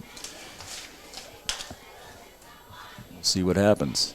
Once again, at halftime here, during our Richland IFC halftime show, we will have coverage of Ryan Smith's jersey retirement as a Wahpeton Husky, and then after the halftime, Ryan will come up here in the booth and join us here for a good share of the second half. I don't know if he'll be up here the whole second half, but he said he'd come up and visit with us here in the second half. So looking forward to the visit with Ryan and visiting with him a little bit and talk to him about his career as a Husky, his career as a Bison, his career in the CFL, and what he's doing right now. Looking forward to that on our Richland IFC halftime show. So it's 2nd and 4 for the Huskies. Ball at the 10-yard line of the Firebirds. 2:30 to go here in the first half. Schaefer rolls to the right, looks into the end zone, finds Dez. Dez makes the catch and gets across the goal line for the touchdown. 10-yard pass. Schaefer to Dez. Dez has been productive today. Kind of his go-to guy. Normally it's Kappas. But Dez doing a good job of just working himself open. Schaefer putting it on the money there, and the Huskies get on the board again. So the Huskies get it back in with the one possession again, and now they're looking for the extra points. They could cut it to 5 with a successful 2-point conversion. We've seen that little crossing pattern that the Huskies like to do on that 2-point conversion. We'll see if they do it this time. Samuels in motion, sets up in the slot left. Schaefer drops straight back. Now he rolls to his right, looking for Kappas in the corner. Now he ends up going for Dez, and a good pass break up there, and that was by Caleb Schneider.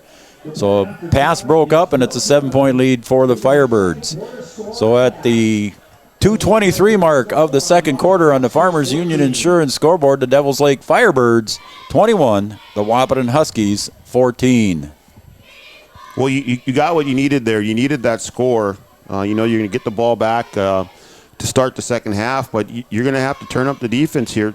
You can't let Devils Lake go down the field the way that they did a moment ago to get to 21. And you got to play mistake-free football. Did a little better there in that last possession of not having the penalties and not going backwards. But a good job of getting a touchdown, the thing that you needed. And let's see if you can get your defense to hold here. A beautiful fall evening here in Wahpeton, North Dakota. The wind has died off. The temperatures are in the mid-30s. A beautiful evening here at Frank Burton Field. A good fall evening for fall high school football.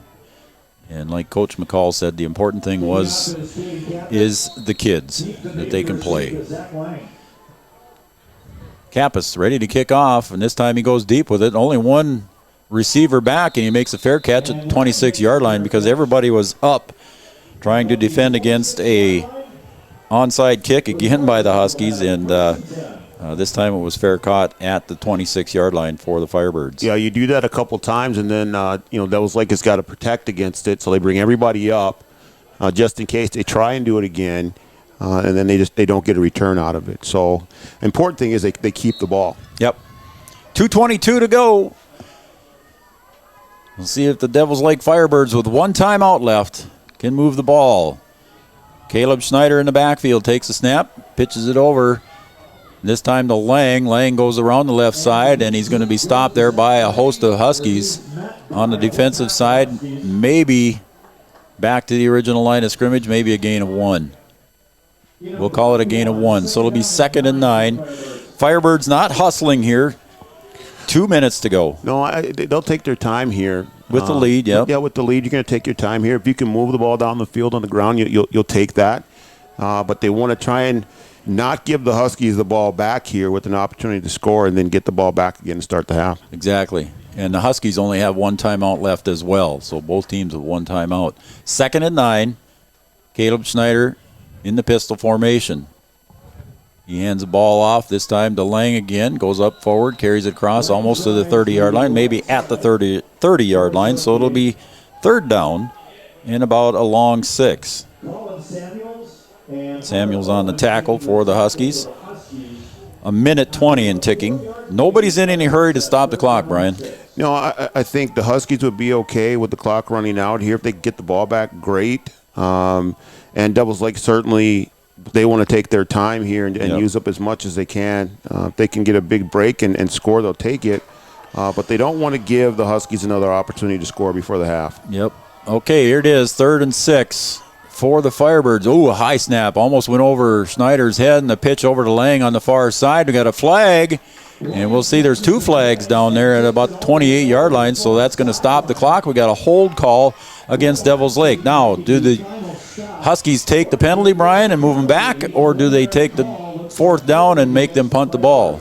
I think you decline this. They didn't pick up any yardage, I don't think. Yeah, it's not enough for a 1st down, that's for sure. Not enough for a 1st down. What does it leave them, though? Let's see what they do. Gilby says let's take the yards. You can move them back. Again, there was a high snap there. Caleb Schneider did all he could to get up there and get that one and did a nice job of preventing that from going way over his head and being a disaster for the Firebirds. Yeah. So they're going to mark off 10 yards from the spot of the foul. I don't know, Joe. I mean, they would have left maybe 4th and 4. Yeah. I don't think that Devils Lake goes for it there. I think they're going to kick it. You're in your own territory. 47 seconds left to go. I think they would have kicked that thing. Now you're going to give them a chance to run their play. Now, Devils Lake, you can decide to be aggressive here and really go for it and maybe benefit from the extra play, or you just say, hey, you know what, we just want to make sure we don't turn this thing over. We'll run something that's safe and secure, and then maybe we come back and punt it, or they run another play. We'll see what happens here. Again, we saw Colton Schneider break that long one for a touchdown. He had a 45-yard touchdown run here on the last drive by Devils Lake. So you sure don't want to see that happen again here and cause a little bigger spread than you want going in at halftime. So Devils Lake breaks their huddle. They know what they want to do. Coach Gilbertson and the defense break their huddle. Again, they just want to prevent a 1st down here to try and get the ball back. See if you can get it back with a little bit of time left and maybe get something out of it. But you're certainly going to be safe because you know you're going to get the ball back. Caleb Schneider gets a high snap, pulls it right back down, and there goes Colton Schneider up the middle, and he's going to get across the 40, and he's pulling tacklers with him. Look at him go inside the 45 to about the 44. Not what the Huskies wanted.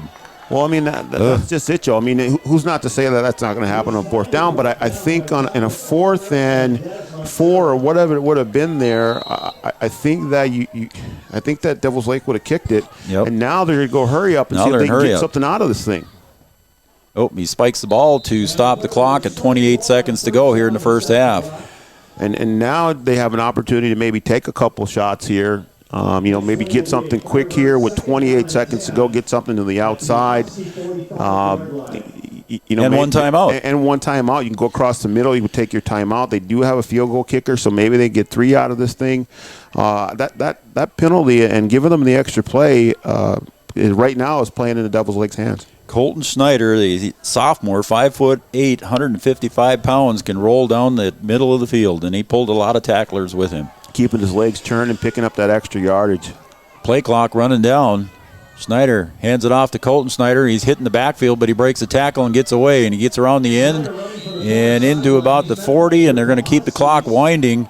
And again at 18 seconds, and now we have a whistle and a timeout, I believe, over on the far sideline. It is a timeout with 16 seconds to go. So a missed tackle in the backfield would have really helped the Huskies out, but it's going to be 3rd down now and about 3. Ball placed at the 38-yard line. They got to get to the 35 for the 1st down. So again, just recapping here in the what's going to happen at halftime. We'll take a break here right at half. We'll take a couple minutes for a break, and then we anticipate that the Ryan Smith presentation will take place. We will cover that. We'll have our cameras on it. We'll have the microphone out on it. And we will cover the Ryan Smith presentation here of the retirement of his Huskies jersey. And then after that, here in the third and fourth quarter, Ryan's going to come up and visit with us here in the booth. We're looking forward to that. I actually visited with Ryan today, and he's really excited to be up here in the booth with you, Brian. I wore my special hat for him. I got my special hat for him. I know he's going to love it. So it'll be good. 16 seconds to go here in the half. 3rd and 3. Again, 4-down territory here, I'm sure, for the Firebirds. Snyder drops back. He's going to look to the right, and pass intended away to the right. Almost caught over on the far side there, just inside the 10-yard line. Pass intended for Zach Lang, just out of his reach. Well, you knew they'd take a shot here. Yep. Trying, after that penalty and moving themselves in the scoring, not scoring position, but in a position to give themselves a chance to score. You've got to take a shot and see if you get something, get a penalty, get a completion.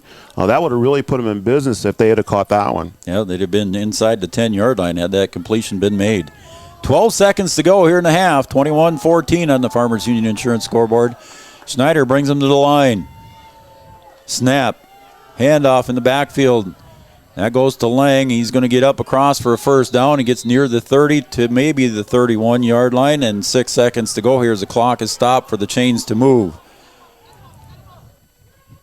Ball's placed at the 31-yard line of the Huskies. We got a Husky player down, and so the timeout will be for an injury on the field as Chantel Shute, the trainer for Wahpeton, goes out there onto the field to check on the player. I can't read the number.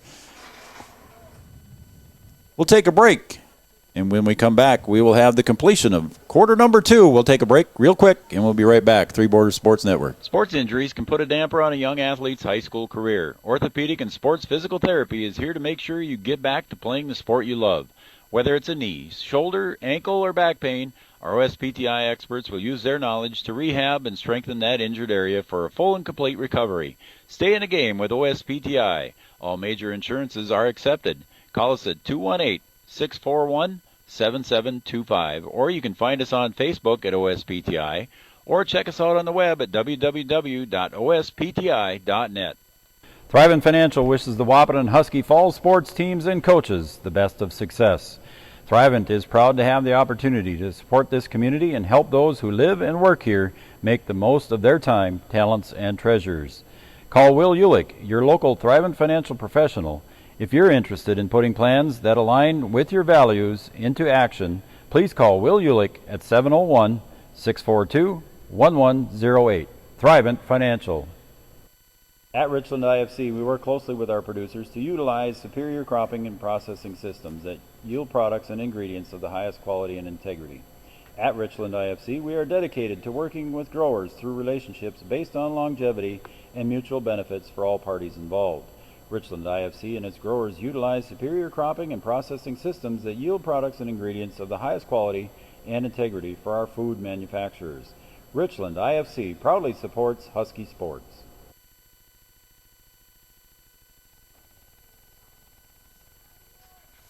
Welcome back to Three Borders Sports Network. Joe Schreiner here, along with Brian Watson, the injured player Landon Scharfenkamp coming off the field here, being helped by Chantel Shute and Jordan Miller.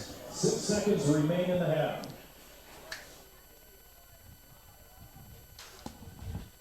So Landon Scharfenkamp sat out the first part of the season with an injury. Schneider drops back, looks to the right, wide open receiver, but intercepted at the goal line, and coming back on the interception are the Huskies. Coming back, it looks like Arnstein on the far side. He gets up to about the 40, and that's going to end the second period.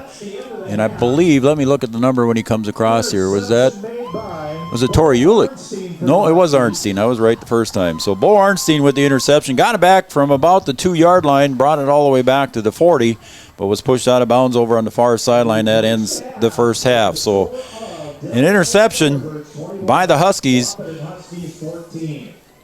makes the game a little bit closer. And we will come back here with a special presentation with Ryan Smith here coming up after these messages. Once again, Huskies on the Farmers Union Insurance scoreboard. The Huskies trail the Devils Lake Firebirds 21-14. We'll be back right after these messages. Scott's Electric in Wahpeton is a proud supporter of high school athletics. If you're in need of commercial, industrial, agricultural, or residential electric service, call Scott's Electric at 642-9244. Licensed and bonded in North Dakota, Minnesota, and South Dakota, offering 24-hour electrical service. Check out Scott's Electric website at www.scottselectric.net. Scott's Electric.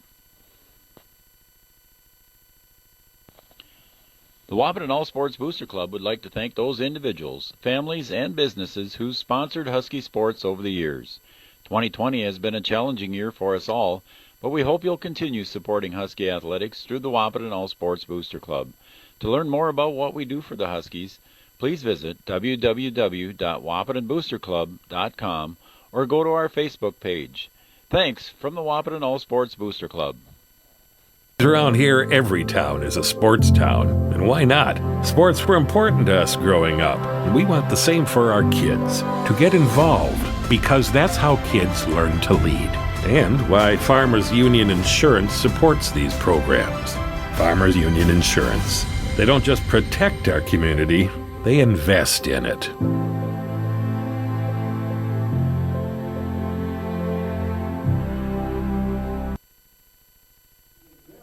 All right, we're back here at Frank Burton Field, and we're going to join the PA announcer, Noel Eckroth, for a special presentation right here in the Richland IFC halftime show.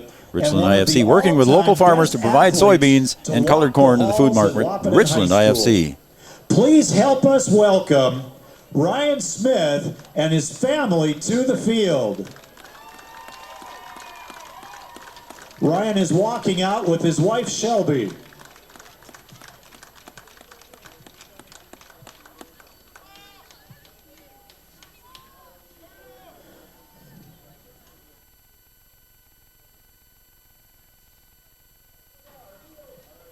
Tonight we have two presentations to make. The first one is on behalf of the City of Wahpeton. The Community Development Director, Chris DeFries, is presenting Ryan with a plaque of congratulations on an outstanding football career. Congratulations, Ryan.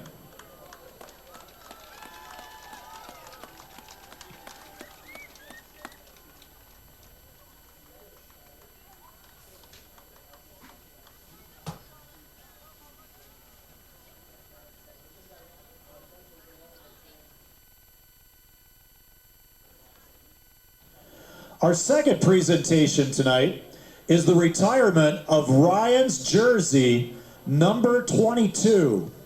And for this presentation, Ryan is joined on the field tonight by Dr. David Woods II,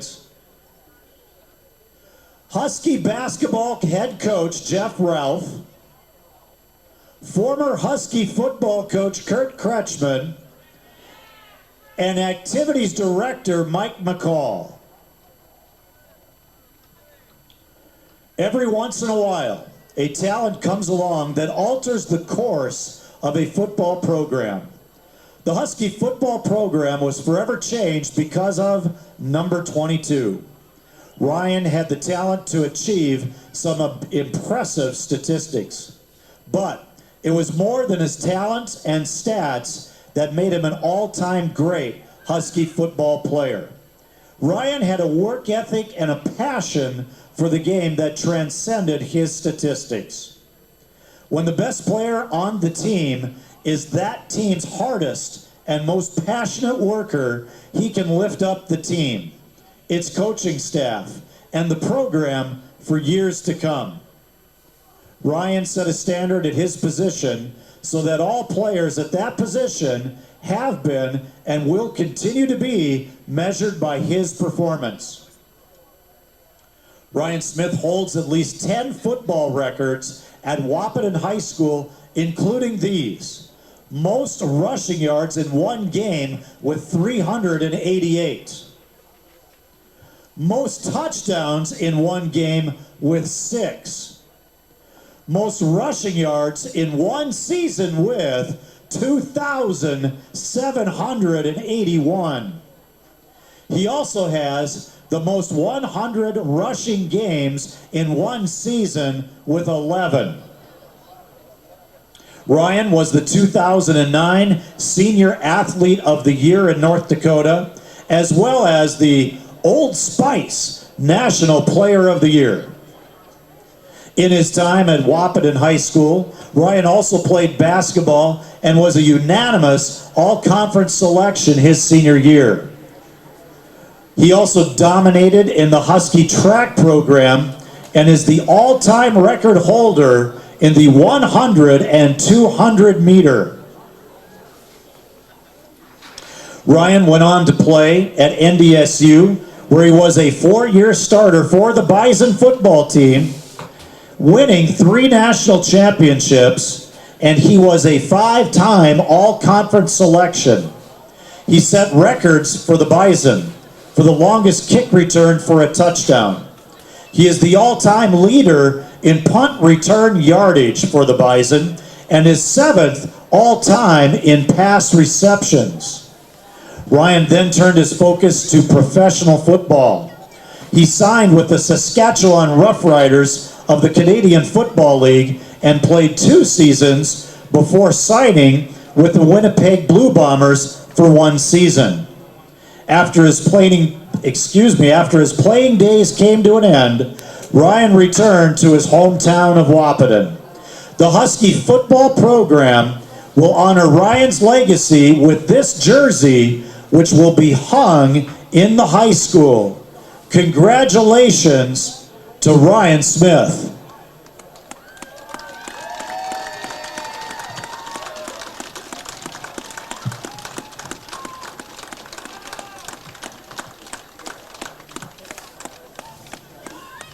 At this time, I will read a message shared with us from Ryan Smith.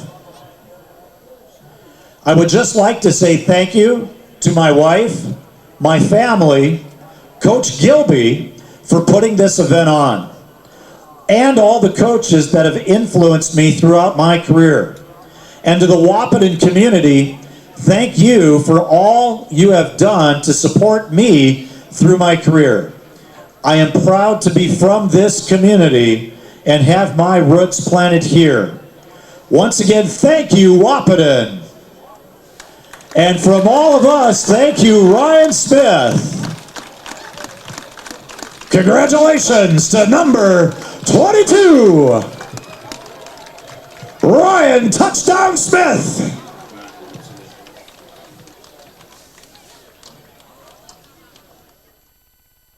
Well, there you go. A special presentation down on the field for a very special person, Ryan Smith. Again, his number 22 Husky jersey being retired here at Frank Verton Field. A lot of his former high school coaches down on the field with him, helping to make the presentation, and a very special moment for Ryan Smith and the Wahpeton Husky fans. That jersey and that plaque will be hung in Wahpeton High School for all students to see, and all parents and players and fans that attend any Husky events for them to take a look at it. I saw it earlier, and there's really some cool pictures on there of when he played in the CFL at NDSU, and of course some pictures while he was a Husky here and played right here on this field. So it was fun to see that tonight, Brian. Yeah, just a great career, both at the high school level, college level, and then at the pro level. It's rare that you get an athlete like that from a small community like this to be able to have that type of career at all levels. So just a great guy, a great athlete, done well representing the community of Wahpeton, and you just like to see kids be successful, yep. And he's certainly one that's had a great career. And you had one of your own, as in Tyler Irwin, and we're still watching her college career move on too. It's just something special when you get a chance to coach, those once in a lifetime athletes that as a coach. I'm never going to see another Tyler Irwin. Football program might never see another Ryan Smith. It's just something special when you have that kid in your program, you always think that they can go and find some success, but for them to actually get out there and do it, that's something different. All right, we'll take a break. Again, congratulations to Ryan Smith once again from Brian and I and Three Borders Sports Network, and I'm sure the rest of the fans will too. But guess what? He's going to come up here in a few minutes and visit with us and spend some of the second half with us, so we're looking forward to that. All right, we'll take a break. When we come back, we'll recap half number 1 right here on Three Borders Sports Network on the Farmers Union Insurance scoreboard. The Devils Lake Firebirds 21, the Wahpeton Huskies 14. We'll be back after these messages. IFC, we work closely with our producers to utilize superior cropping and processing systems that yield products and ingredients of the highest quality and integrity. At Richland IFC, we are dedicated to working with growers through relationships based on longevity and mutual benefits for all parties involved. Richland IFC and its growers utilize superior cropping and processing systems that yield products and ingredients of the highest quality and integrity for our food manufacturers. Richland IFC proudly supports Husky sports. All right, welcome back to the Richland IFC halftime show. Richland IFC stands for Innovative Food Crops, working with local farmers to provide soybeans and colored corn to the food market. Richland IFC, our halftime show sponsor. All right, Brian, just really quick here. Again, halftime 21-14 in favor of the Firebirds, but the Huskies moving the ball positively and doing some things right, so hopefully they can start the second half out with that. And I just see down here Landon Scharfenkamp coming with a big bag of ice on his leg, and he's got a limp, and I don't think he's coming back. No, it looks like it's a knee injury for him. I know he's had a tough go here the last couple of games where he's been a little dinged up, but I think he looks like he's going to be done for the rest of the night here. All right, so we had Perry Miller. Thanks, guys. You sound good. Watching on YouTube at home. Thanks, Perry Miller, for the shout-out here. We also got a great job on the call, as always, tonight, gentlemen. Thanks for 3BSN. You guys do well. Joel and Roseanne Lisney. So thanks to the Lisney family. Guess what? The Manox, they got their garage party going again over at the Geffreys. Mike, Brian, and Eric, they're watching over in the garage. Thanks, guys. We appreciate that as well. And we also got a shout-out from Chris and Christy Marr. They're watching. Great job, guys. Thanks for watching at home. And also from Gilby's parents. They're listening out and watching us in Montana. There we go. So we're going countrywide here, bud. Well, we are Three Borders. Yeah, there we are. So coach's parents are watching out in Montana, and I've got another one here from Zumbrota, Minnesota, southern Minnesota. Go Caden Campus. Matt, Missy, and Colby Beaver are watching and cheering very loudly for you, buddy. So congratulations to Caden's buddy. And Jalen Romerheim also listening, so thanks, Jalen, for tuning in to Three Borders Sports Network. Excellent. We love it. And a lot of my family members listening at home and watching too at home. So another thing I want to say, if you want to send a text message and congratulate Ryan, send it up here and I'll tell him when we get up here. You can send it to 701-640-2619.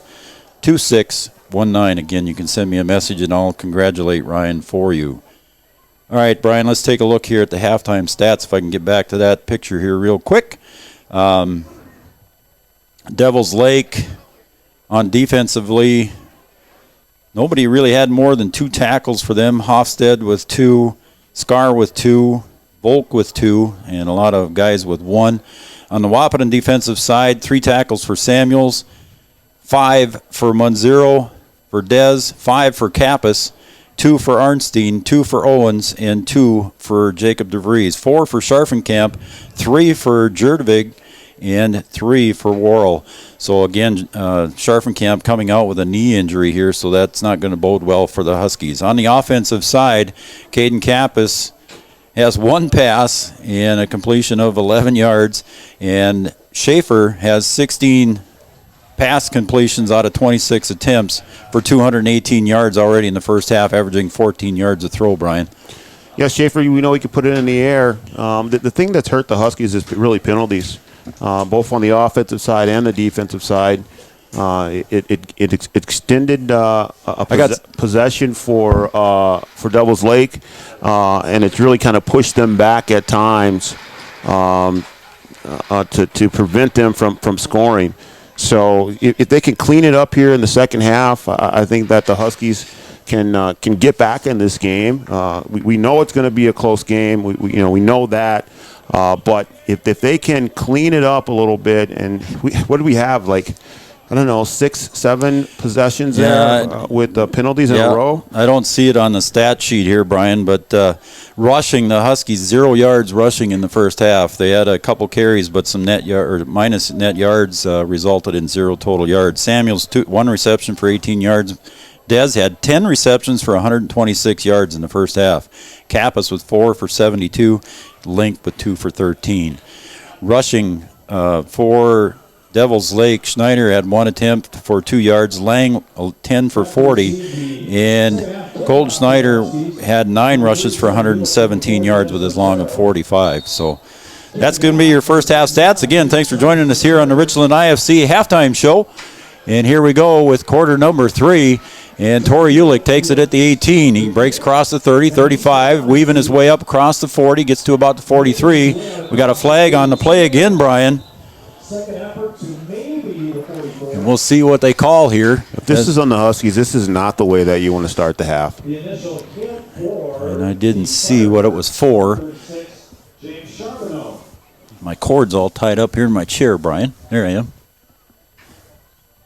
So have you holding seen on the Huskies? It is holding on the Huskies. So again, going backwards on a nice return there by Torrey Ulick. Gets it up to the 43-yard line, and now they're going backwards. So again, I don't know, and I wasn't keeping track. Usually we don't see this many flags in a high school football game, but we're seeing them tonight. And a lot of them have been against the Huskies.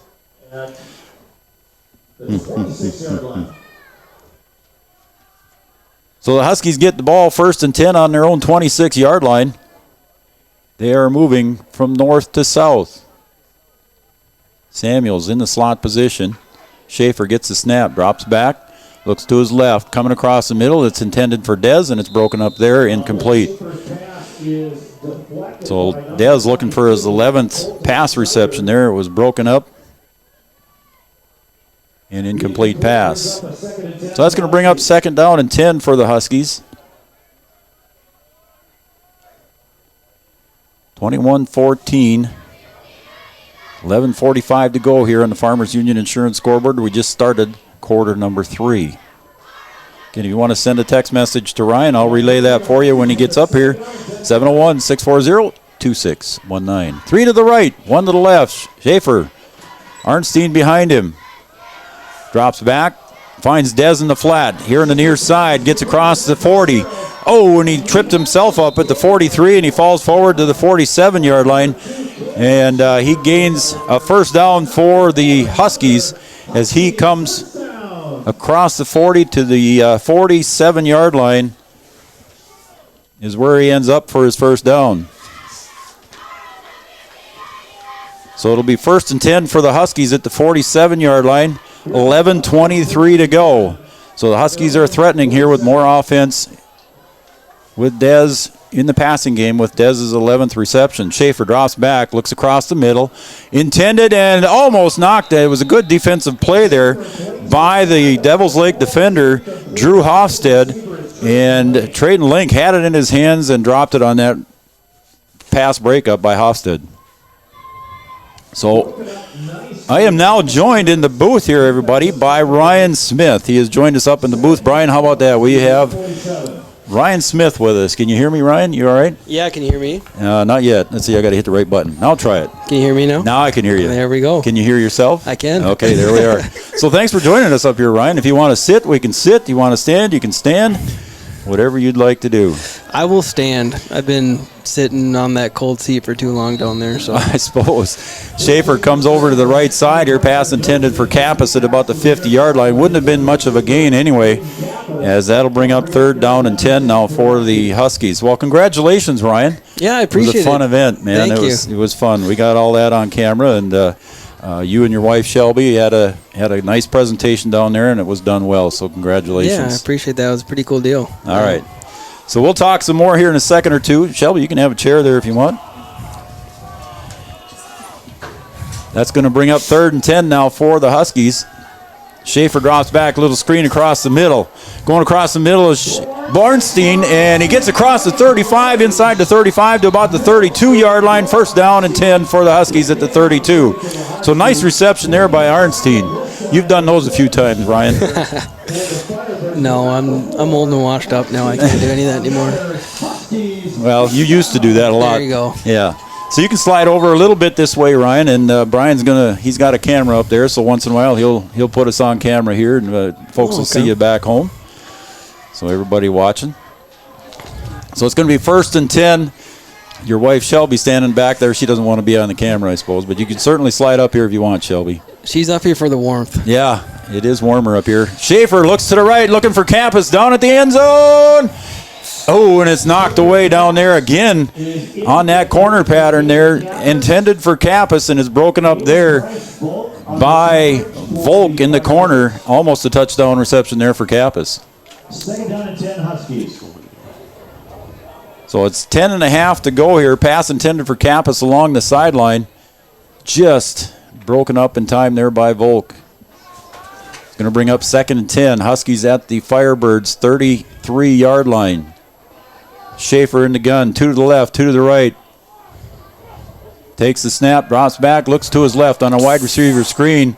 Little bit out of his reach, and I think he is going to be dropped the ball as Link. It was just out of his reach, just a little bit out of his reach there, Ryan. Yeah, I'm impressed with some of these athletes out here. There's a couple good young guys that I've been kind of watching, and it's impressive. They're going to be good here in the coming years. And you would know talent. And I'm trying to be complimentary, Ryan. I know you're a humble young man, and you had a great career here. We're going to talk about some things here when we get a break here, so just hang with us. Schaefer takes the snap, drops back, looks for Kappas on the right, now goes to the left, and he finds Trayden Link coming across the middle. Link inside the 20. Ball comes squirting out of there, and it's a fight for the ball, and the Devils Lake Firebirds say they recovered it as Trayden Link was trying to get extra yards, breaking some tackles, and somebody knocked him in the arm, and Devils Lake thinks they recovered the ball, and they did. So an unfortunate turnover down at about the 20-yard line as Trayden Link was making his way to the 15. He had a first down for the Huskies, and the arm tackle popped the ball out of there. Ball security, Ryan. Yeah, usually when you try to make a couple plays and you can make a couple people miss, it's always the people that are running behind you that try to strip it out, and that's where you're going to see most of those fumbles happen. So a 10-13 to go on the Farmers Union Insurance scoreboard, 21-14 in favor of Devils Lake as Caleb Schneider brings him to the line. Split backfield behind him, takes the snap, hands it off, and I believe that's Colton Schneider. Nope, it was not. It was Lang coming forward to about the 25, gain of 5.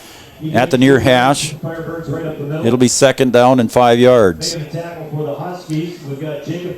So Ryan, what are you doing now in life? What's your excitement? Obviously you're married. Yep. So where has your career taken you after the CFL? So I'm actually living in Wahpeton now. I work for Edward Jones here in town, and all right. Now I've done it for just a little over 3 years now, and just planting roots back down in the town that I was raised, and it's been awesome. Been crazy good, huh?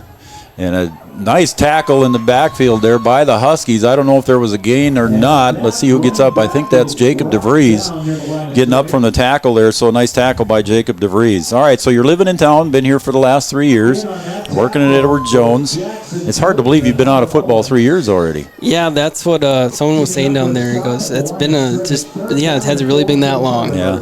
It feels like it was yesterday that it was just in Canada, actually. Yeah. All right, we'll come back to that here in a little bit here. Now it's 3rd down and 4 here. Big play for the Huskies on 3rd down.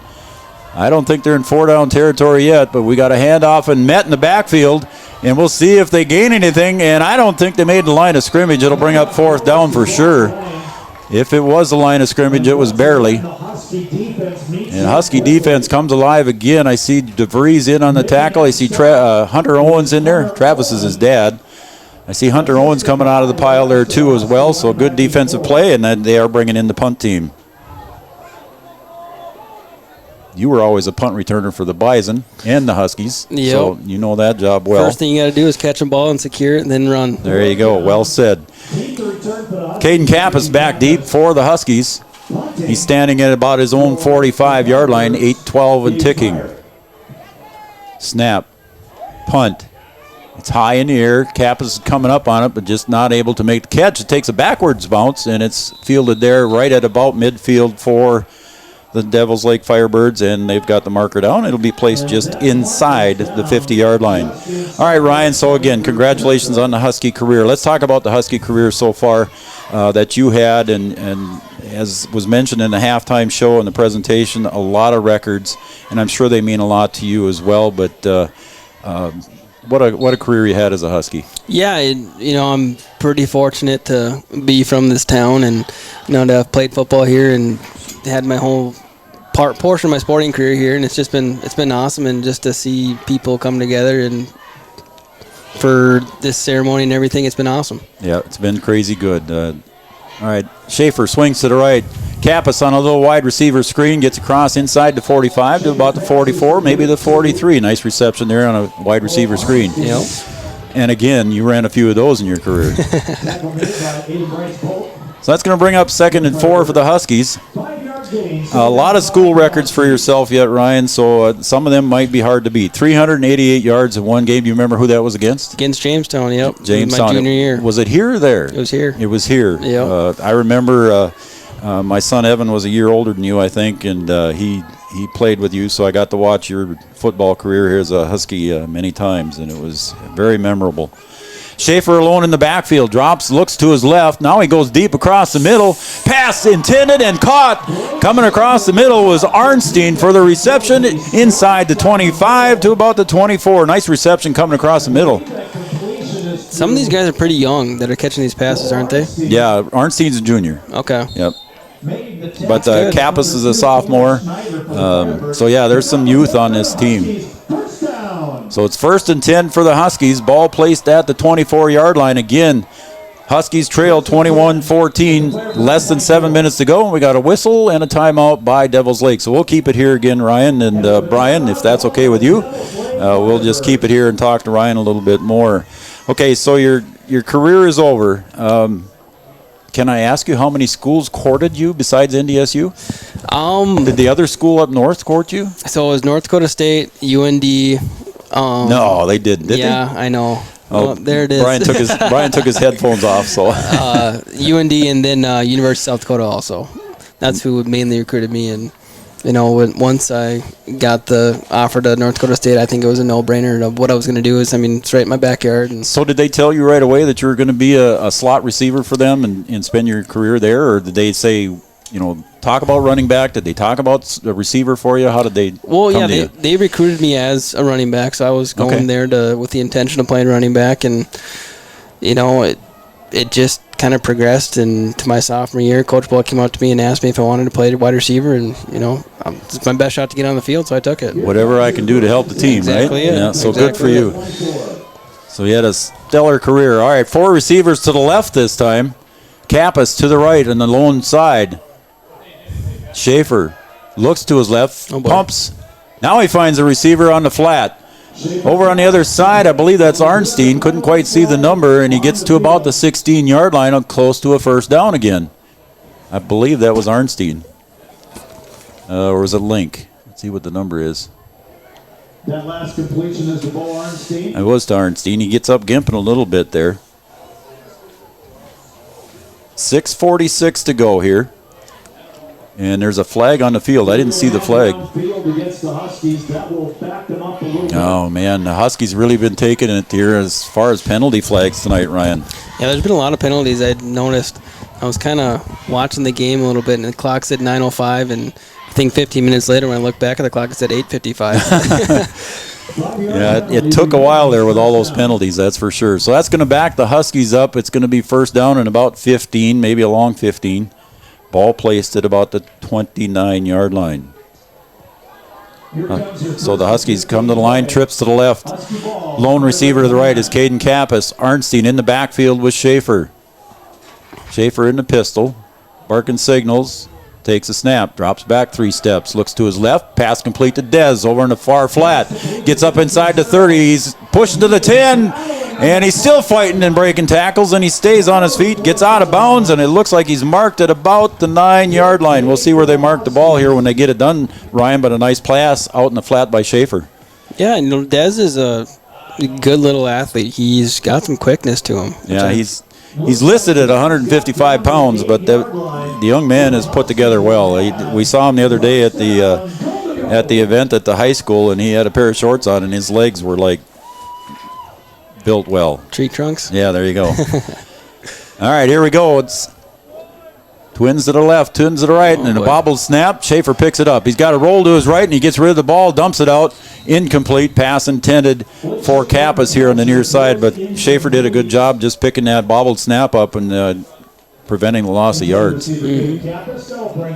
So that's going to bring up 2nd and goal from the 8. We're in the Scott's Electric red zone here. Scott's Electric providing electricians to handle all your electrical needs. Scott's Electric, our red zone sponsor. We appreciate them doing that.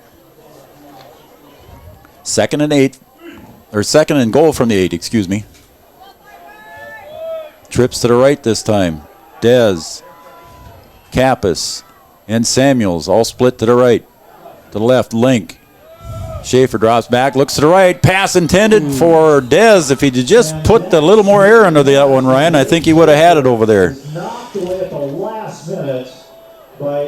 So it was broken up over on the near side by the Devil's Lake defender.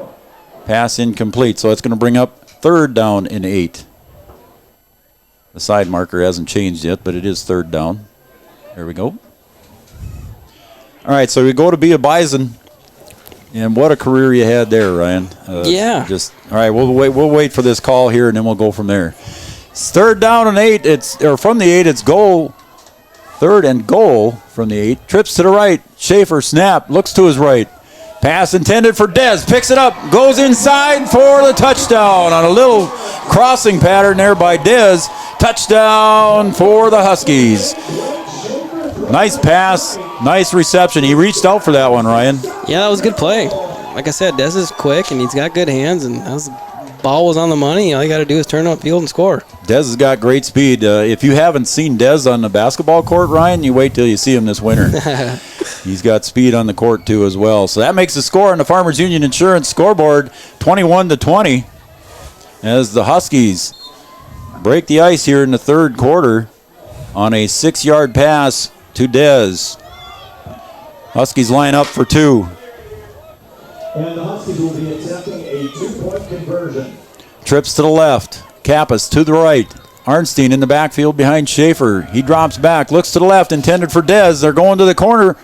And incomplete, and it's going to remain a 1-point game. That's a good ball. Kind of a little fade pattern into the corner there. Is that what you call that? Yep, good ball right to the pylon. All right, so on your Farmers Union Insurance scoreboard, 6:18 to go here in the 3rd. The Devil's Lake Firebirds 21, the Huskies 20. We got a good game going here, Brian, just like we thought we were when we did our pregame show. Yeah, we knew it'd be close. We knew it'd be a tight one, and the Huskies doing their best to get back in this thing. Now down only 1. I still like to see them clean it up a little bit. Still too many mistakes, too many penalties. Yeah. Just got to finish out the game without a lot of yellow on the field. A lot of laundry been out there tonight, as they say. Too much laundry. All right, as your Bison career moves on, Ryan, you moved to wide receiver and spent a lot of time in the slot.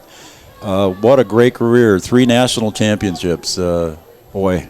Yeah, it was, not a lot of people even get to play for 1, and I was pretty fortunate to get to play for 3 of them, and, to go out my senior year on top and as a national champion, that was pretty cool. It's very awesome. I was lucky enough to get down to one of your games down there. I remember seeing you up on the stage. It was fun to see.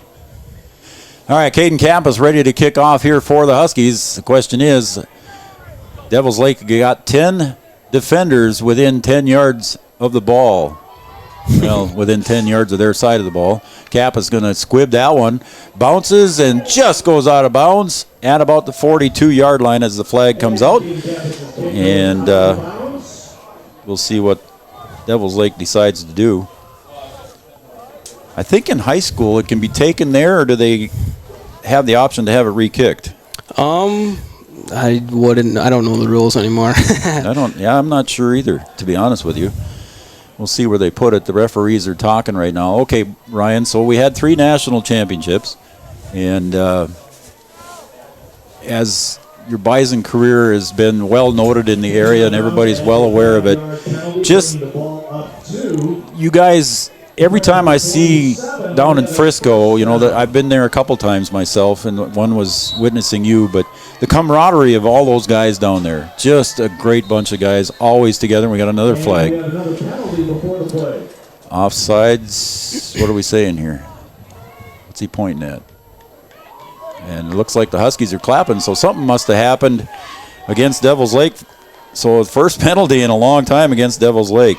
So again, Ryan, just the camaraderie of the Bison football team. You guys have got such a good, I think you even have Bison Football Players Association. Yep. And just talk about that camaraderie that you guys have a little bit. One thing ever since I've ever gotten done playing football is the one thing I miss most is being around the guys in the locker room and the camaraderie that we have, and that's the biggest thing right there. And that's what you remember, and you don't remember the games, you remember what you did with your buddies and all that. So on a 1st and 15, Colton Schneider carries it to the right side for a gain of 4, so it'll be 2nd and about 11. We'll see where they mark the ball here, but I know that you enjoy that too, Ryan, and you've probably still got a lot of friends. I know you play softball with a lot of those guys, and when Carson Wentz came back to Fargo here, was that a year ago that he had that big softball game up in Fargo? Yep. You took part in that and had a great time with those guys. So. Yeah, that was a blast. That was a lot of fun. I bet it was. He played on Newman Field.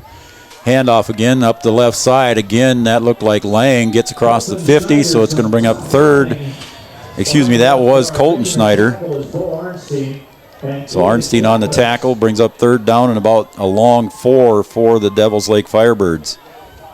So again, just that part of the camaraderie, Ryan, memories you'll always remember. Yeah, no, for sure. All right. I'll never forget them.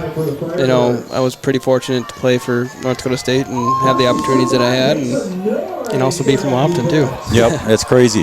All right, here it is. The crowd's getting loud. It's 3rd down and long 4. Handoff over to the right side goes to Colton Schneider. He's going to be short. It'll be 4th down and very short now. 4th and maybe 2 yards to go for a 1st down. I'm assuming that Devils Lake is going to go for this one on this play. What would you do, Coach Ryan? Think you're going to go for it? 4th and down, ball on the 45, and you're on the opponent's 45. I'm going for it. Running the ball. You're running the ball. All right. Yep. All right, as a Husky, you going to blitz? Bring out the backers? Bring them all. Yep. There you go. The quarterback sneak. No, and he did get stopped. The Huskies prevent the 1st down on the carry. It's going to be a turnover on downs. Huskies take over at their own 45. What a defensive stand there by the Huskies. We've seen them do that in the past. We saw them do that against Hazen to get a good big stop in that game. They did it when they really needed to against Valley in the overtime too as well. So good defensive stand there, Ryan. You called it. You said the run was coming and the Huskies were ready for it. When you played defense, you were a defensive back here for the Huskies, weren't you? I was a corner. Yep. So Schaefer in the backfield all alone. He's got 4 receivers to the left. New set there for the Huskies. We haven't seen that very much all year. Now we've seen it a couple times. Oh, and there was just outside. You saw it too. Arnstein makes the reception and gets it forward inside the 50 for a gain of about 7. Ryan, you saw that one too. It was close, first of all, to an interception, and then Arnstein made the move and got away with the ball and got it forward for a gain of 7. Yeah, and I feel like on those quick passes, it's kind of like a punt return. You make a guy miss, and you're usually got some room to run. So that's going to bring up 2nd and a long 3 as we're under 4 minutes to go here on the Farmers Union Insurance scoreboard. The Huskies trail by 1, 21-20. Now the Huskies go heavy on the line, 2 receivers to the right. Oh, boy. And I don't know what happened there. The center got up and walked away from the ball there. I believe. I don't know what happened there, but somebody missed something there. I don't know if that was Logan Jurdevig at center after Scharfenkamp went down with the leg injury. I didn't mention that, Brian. I said Landon Scharfenkamp came back with a knee ice on the knee there, so it looks like he's going to be out the rest of the game. After the penalty, the Huskies have a second down. So now it's 2nd and 9 for the Huskies. Ball on the 46-yard line. Again, Schaefer alone in the backfield. Empty set. Drops back, looks to his right. And throws to Dez coming across the middle. Pass broken up there in the middle. Intended for Dez at about the 48-yard line. Pass broken up by the Devils Lake defender, Dylan Hintz. What did you see? Did you see him open right away to begin I saw with? the tight end release, and I thought he was open right away. He got over the safety came down, and he got over the safety out of that. That's just me analyzing football, I guess. I don't know. That's all right. That's why you're up here. It's hard to say it as a person watching from 50 feet up. I like your excitement. All right, trips to the right. Single receiver to the left. Arnstein in the backfield with Schaefer. He looks to his right, drops back in heavy pressure. Pass intended, and Schaefer did well to get rid of that one. Pass intended for Dez, and it falls incomplete. It'll bring up 4th down and 9. And it looks like the Huskies are going to bring in the punt team. So Schaefer did well just to get rid of that one and save some yards, Ryan. Yeah. So twin receivers back for Devils Lake. Hofstad back there. Hayden Hofstad is one of them. I can't read the number of the other receiver over there. It looks like it's Colton Schneider. Cap is back in punt formation. Snap right at his chest. Puts it up. Gets it over to the left side. This ball's going to drop at about the 30. Roll to about the 29. And whistled dead there. So, all right, Ryan. Then after we got to the Bison career being done,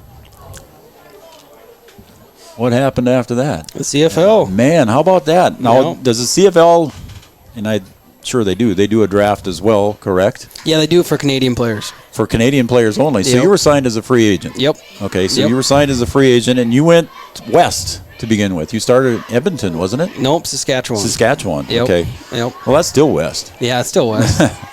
It's about right on the North Dakota Montana border. You go straight up from there, you'll hit Regina. Yeah, there you go. And that's where you played.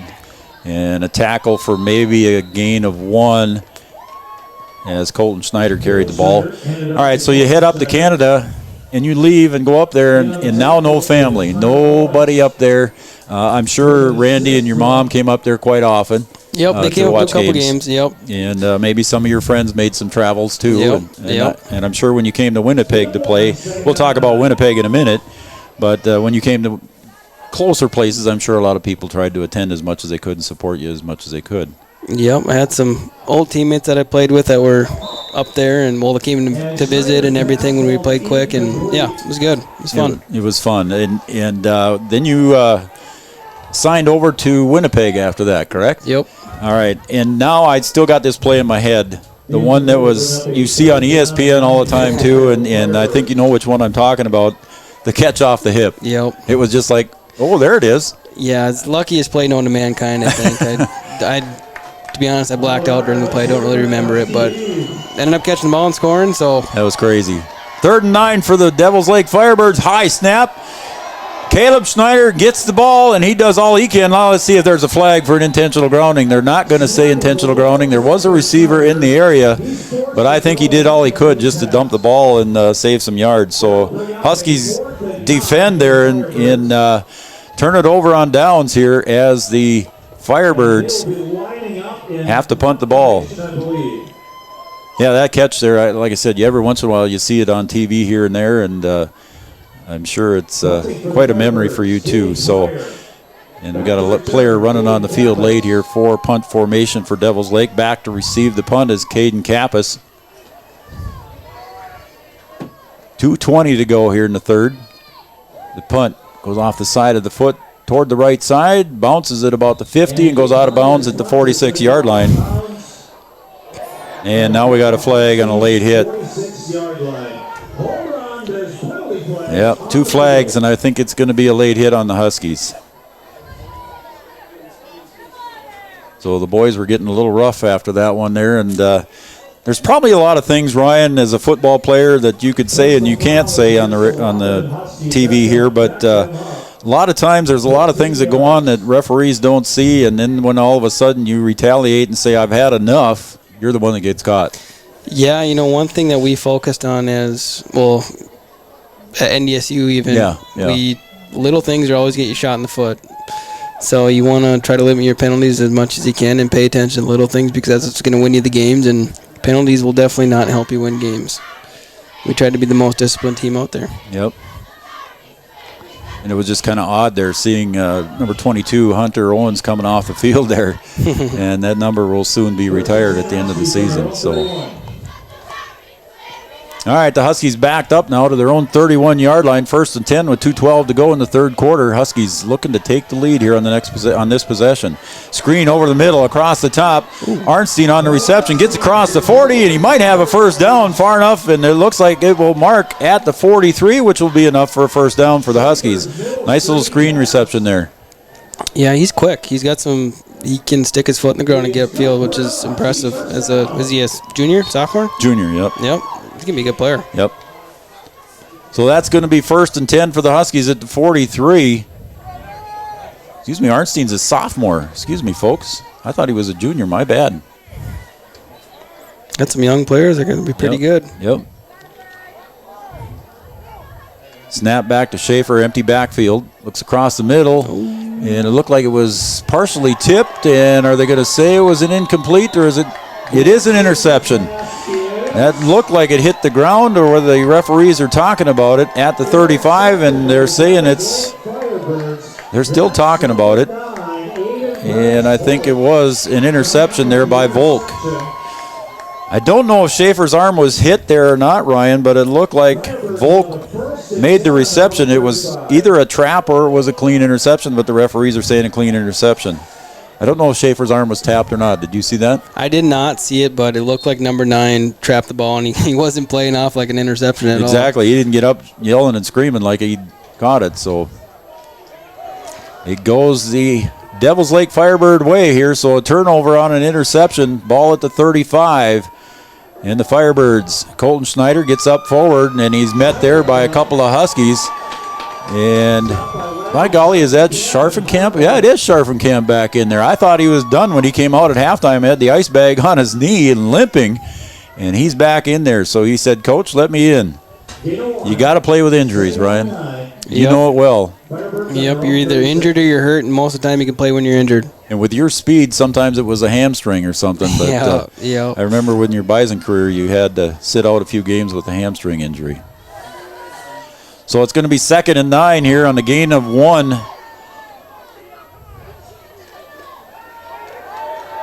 And a carry over on the far side by Lang, gets to about the 40 and tackled over on the far sideline. Making the tackle for the Huskies was Bo Arnstein.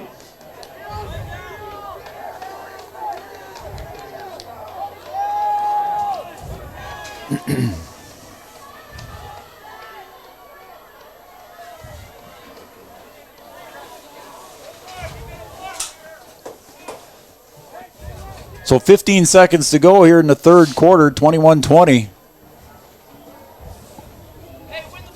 It's 3rd down and 5. We got a timeout on the field here. Checking some other things here to see what was going on. Go Huskies, and hopefully we can get this. Get this W here. Go down there and bring us the win. All right, Ryan. Thanks again for joining us. All right, thanks, buddy. All right, that's going to be the end of the third quarter. So we're going to take a break, and we're not going to take a break. We'll keep it here. Okay, we're going to keep it here. Thanks again, guys. So Ryan and Shelby Smith heading out here and calling it a night here with us. We appreciate Ryan for joining us, and it was fun to have him up in the booth talking about Huskies, talking about Bison, talking about the CFL, and the great career he had and the retirement of his number. So again, we appreciate everybody supporting Ryan through his years, and we understand we had some technical difficulty, but hopefully we're going to be right back here, and I think we're back on again. So we appreciate the text messages we got from Rod Romerheim, and we appreciate that. Keith and Cindy Borchert sent, I just was looking at text messages. Keith and Cindy Borchert said congrats to Ryan, and I missed it. I'm sorry, Keith and Cindy. I'll send him a text and let him know that. And some Devil Lake fans also. Yeah, it's tough to see the numbers of the Devils Lake fans. The Devils Lake players, it's very tough from the high up above here. I will do what I can here to mention who's making tackles for the Firebirds. Again, it's difficult to see numbers as high as we are up here, and the lights, quite honestly, are not very good here at the field. So we apologize for not naming numbers, especially when they're from the side. So I apologize for that, but thanks for the message. Schneider drops back, and he's picked off in the middle by Dez. Excuse me, yes, it is Dez. He gets to the 45, spins through a tackle, breaks it back across the grain, and there's a flag on the field. Dez gets down inside the 10, and it's going to be a block in the back again, I believe, against the Huskies. Well, you get to play that you want, but it's not going to – it'll stand, but you're going to get backed up a little bit. It looks like Dez might be able to slow getting up here. He was tackled from behind. He broke a lot of tackles, went back against the grain, was tackled from behind, and we'll see what happens as Chantel goes out there to visit and see what Dez is going to do. He's getting help up there from Samuels, I believe, and he is walking back. I don't see a noticeable gimp, but I think he's going to have to come off for a play. Again, Dez intercepted that pass there by Schneider. Yeah, block in the back there. Yeah, it was a block in the back. So I'm just taking a second here to check some of the messages that we got. And, yep, we are Heidi, we appreciate it. We're trying to get things back up. I think we're going now. Heiser, we appreciate it too. Joe Heiser, thank you very much. We're trying to get it going. I think we're going now. So hopefully everybody's back online with us. We don't mean to make excuses, but our main system went down on us here a couple days ago, and we're on our backup system here, so we're dependent on the feed here from the stadium, and sometimes the connections just don't work for us, so we apologize for any technical difficulties we may have experienced. So recapping here, we're in the just the beginning of the fourth quarter, 11:44 to go, and the interception by Dez to start the fourth quarter. Picked it off and ran it back, but then again the Huskies were whistled for a block in the back penalty. Schaefer drops back, pass across the middle, and it's picked up there by Kappas, and Kappas gets down inside the 25, down to the 20, down inside the 20 to the 18. So a pass completion there of about 32 yards, and that is complete to Caden Kappas. Hintz is on the tackle for Devils Lake. So a gain of about 32 yards, Brian. A nice gain there for Caden Kappas. Cade doing a good job there, using his wheels again. So the play clock is ticking. Somebody's tying their shoe in the Wahpeton huddle. And it looks like it was Caden Kappas' shoelace. He's lining up no, it isn't. That's Arnstein in the backfield. Arnstein in the backfield. Dez in motion to the right. Schaefer drops back, looks across the middle. It's wide open there, and pass caught by Samuels at about the 11-yard line. So that moves the ball forward again for second down and about 2. Ball will be placed at the 11-yard line. Again, we're in the Scott's Electric Red Zone. They have electricians to handle all your needs. Scott's Electric, our Red Zone sponsor. Thank you, Scott's Electric. So here come the Huskies again inside the Scott's Electric Red Zone. Schaefer in the backfield. He's in the pistol position. Takes the snap, drops back. Floats it over to the right side. Pass intended and caught for Caden Kappas. Another one of those reaching up over the defender's head, pulling it down for the touchdown. Caden Kappas, 11-yard reception, Brian. Caden Kappas doing his best Randy Moss impression again. And as he says, you got mossed. He went up and grabbed it and took it from him. Defender in really good position there, but Caden just using his jumping ability, able to come down with that ball. 11-yard touchdown pass to Caden Kappas. So the Huskies will go for 2 points here again as they lead 26-21. They want to make it a 7-point lead here. Schaefer drops back. Looks across the middle. Pass intended in the middle. And it's broken up there by the Devils Lake defenders. One of the defenders in there was Ethan Springer. So that is on your Farmers Union Insurance scoreboard. 10:52 to go here in quarter number 4. 26-21 in favor of the Huskies. Take their first lead of the game. We'll take a break, and when we come back, we will have some more of quarter number 4 right here on Three Borders Sports Network. We'll be right back. Expert service for season-long performance. RDO does that in Breckenridge. Leaf and snow removal seasons challenge your equipment. Make sure it's prepared for the tasks ahead. At RDO, we'll perform all regularly scheduled maintenance and switch out attachments, so your John Deere and other brands will run at peak performance all season long. We'll even pick up and deliver your equipment. Talk about easy. Call 218-643-2601 to schedule service at RDO in Breckenridge.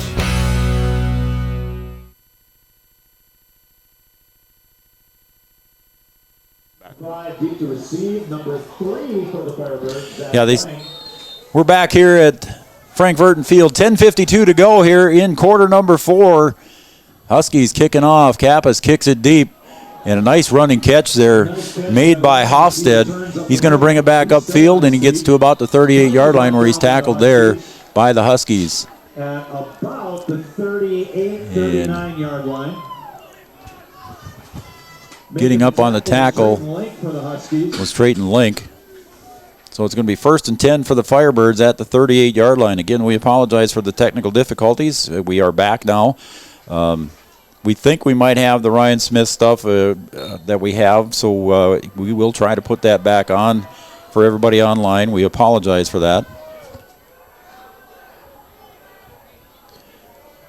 Firebirds 1st and 10 from their own 38. Handoff to Colton Schneider, bangs away, and he's met there by a couple of Husky defenders, and he gets maybe to the 41. Forward progress will be marked at the 41. I see Hunter Owens, Bo Arnstein, Samuels in on the tackle for the Huskies.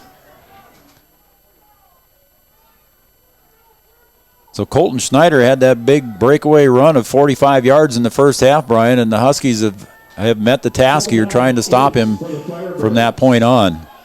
They've made a couple adjustments here to try and contain him a little bit, but we know what can happen. We saw that against Valley. We did a good job of containing for most of the game, and then at the end, Fair went for a big 50-yard gain. Colton Schneider carries it forward for a gain of about 3, and tackled on the other side made by Jurdevig.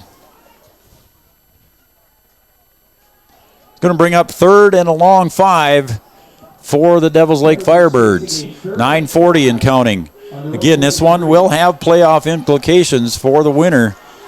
Both come in here at 1 and 2, and the top 4 move on in playoffs. Husky fans getting loud. And 6 seconds, we got a whistle, and what do we got? Timeout here by the Devils Lake Firebirds. Yeah, so the play clock was running down there, and they didn't want to take the penalty. So the Firebirds call a timeout. That's their second one of the half. We'll take a break, and when we come back, we will have more of quarter number 4 right here on Three Borders Sports Network on the Farmers Union Insurance scoreboard. The Huskies 26, the Firebirds 21. Back after this. Scott's Electric in Wahpeton is a proud supporter of high school athletics. If you're in need of commercial, industrial, agricultural, or residential electric service, call Scott's Electric at 642-9244. Licensed and bonded in North Dakota, Minnesota, and South Dakota, offering 24-hour electrical service. Check out Scott's Electric website at www.scottselectric.net. Scott's Electric.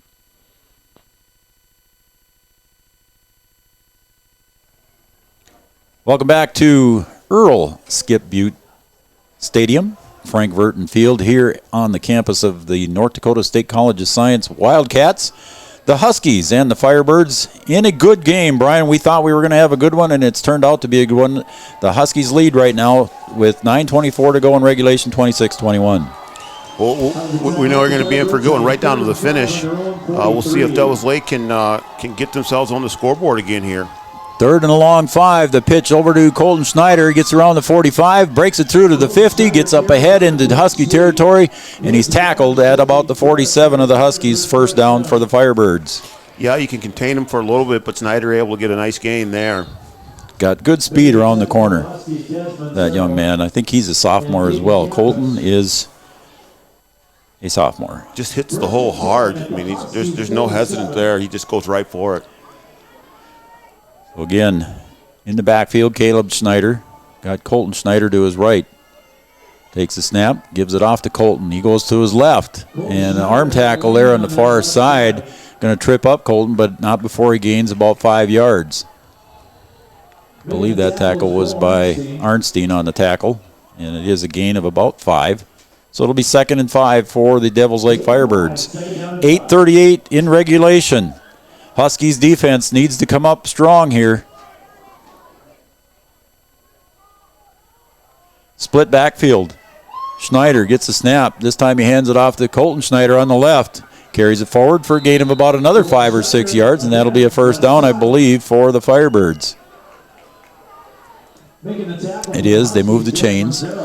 Ball just placed inside, just right at the 35-yard line.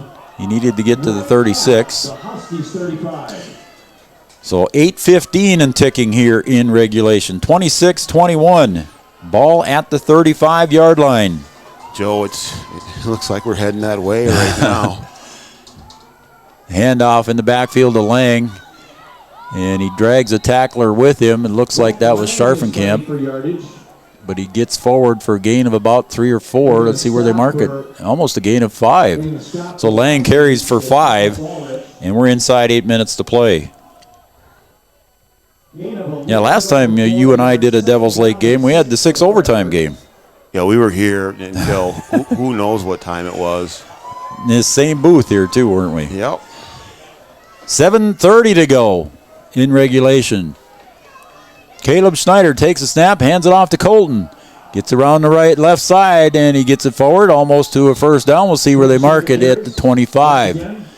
It's going to be close to a first down, and we'll see what they say. Ball's placed right at the 25, and that's about where the marker is. They're saying it's first down. Yeah, they're going to move him. So 1st and 10 for the Firebirds as they're moving in a long drive here. 1st and 10 from the 25-yard line of the Huskies. 7:10 to go. 26-21.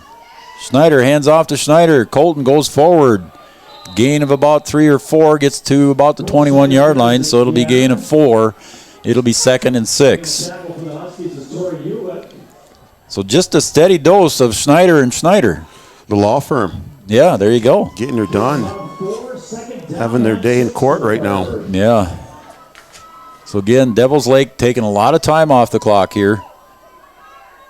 We're under 6:40 to play.